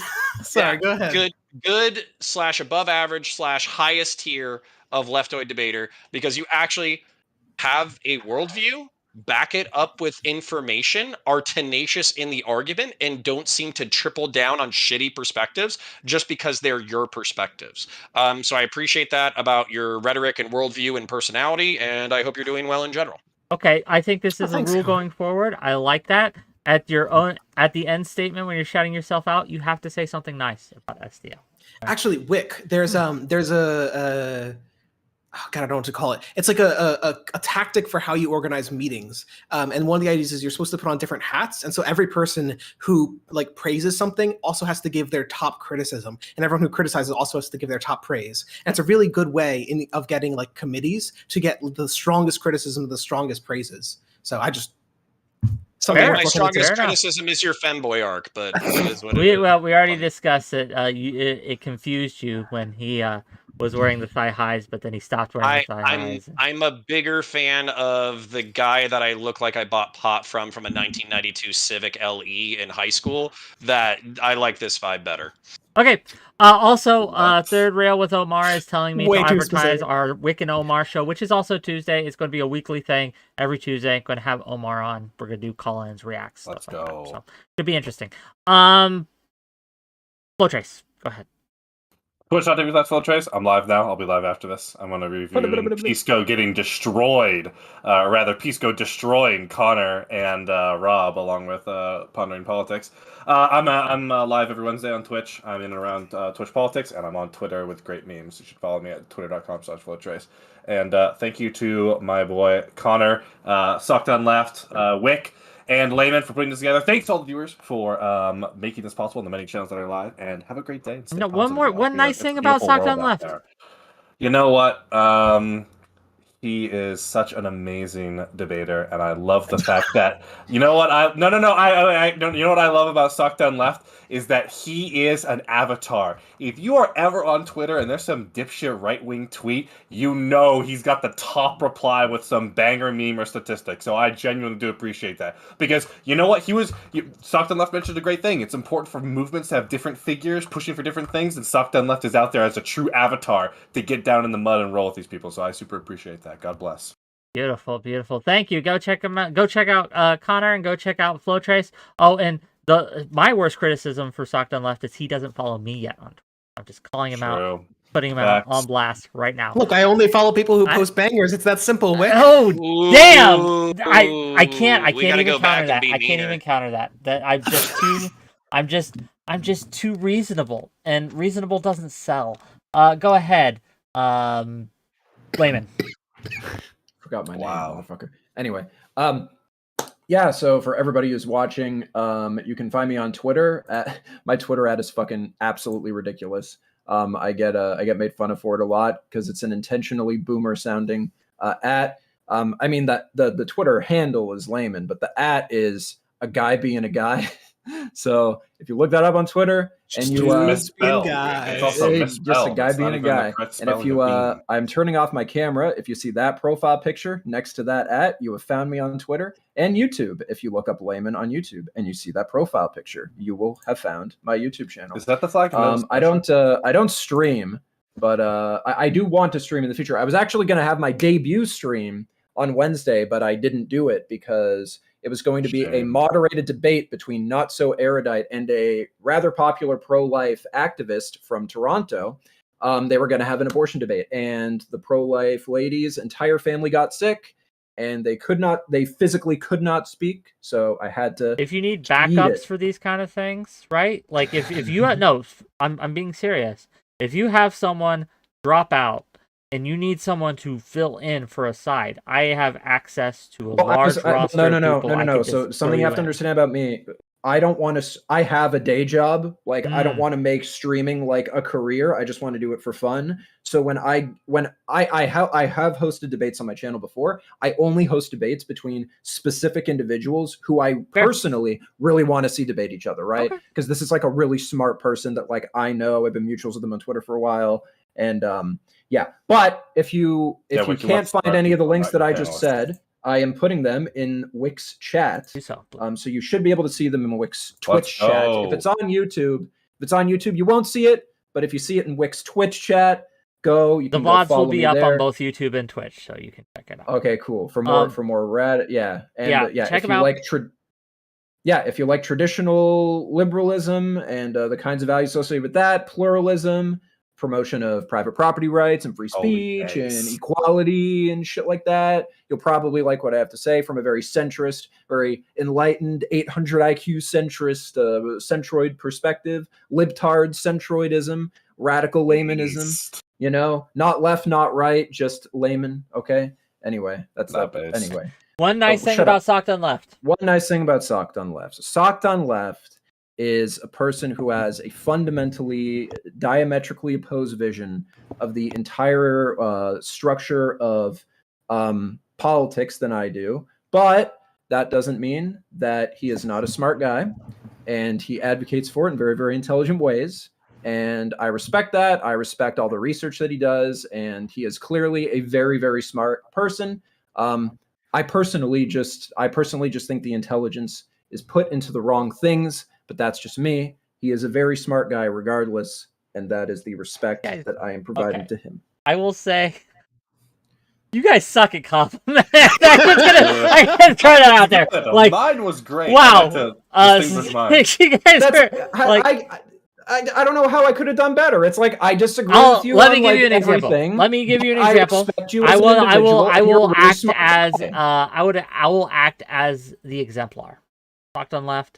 I think that you are very principled, and I respect that you are willing to fight so strongly for what you believe in. We need more people like you. We need more people willing to fight for what they believe in and who believe in fundamental rights for people. We have the same goals. We just have different ideas of what will get us to those goals. I do really believe that you want to maximize human happiness. You want people to be happy, healthy, wealthy, wise, right? So did Hitler. I do too, but we just, go about it in different ways. But thank you again for coming on. Sock, where can they find you? Well, just wanted to say thank you to everyone here. I really appreciated. I don't know how to distinguish any of the comments from what all of y'all said, but I did really appreciate the debate. All of y'all were tenacious, intelligent, and thoughtful in your responses. I don't think there was a single response here which was just like an unthinking reply. That's just the canned talking point. I don't know how else to say that, but like so many debates on here are like actually could be scripted in a flowchart. So I did really appreciate this. It was 50%. We can save that. It's not too late to bring up Venezuela. iPhone Venezuela. Yeah, iPhone Venezuela. So I did want to say I really appreciate this, and thank you, Wick, for bringing it together. I think this is a really I don't know if this is the best format, but I do think this is an interesting format. It's a really good one. It's a fun challenge, right? Like if especially but not too mean. Yeah, I think there's something to it. Yeah, I don't know. I liked it. Certainly as one of the objects of the hate, and it sounded like Connor liked it enough to come on. So just saying thanks for that. You can find me on Twitter, Twitch, YouTube. Just search SocDoneLeft or SDL. It'll probably come up. Actually, SDL will bring up a whole bunch of computer libraries. Search SocDoneLeft, SocDoneLeft, on anywhere. Hey, and with that, gang, we're gonna raid out. Who are we raiding out to? Where do you guys want to go? Who's streaming? Let's go to I'm Really Important, because it's really important. Yes. That's a cop-out, right? If you make yourself definitionally important, right? It's like you're just playing language games with people. He's obvious. Like, especially if you're so insecure you have to call yourself important, it's like you're probably not important. It's a lot more economically better to not be important, so we should incentivize it. Okay, remember when you get there, unironically true. There should be an upper limit on fame. Spam those emotes. Spam those emotes if you got them. Let them know it is a hate raid. I'll see you guys Monday. Bye. Woo-woo. Goodbye.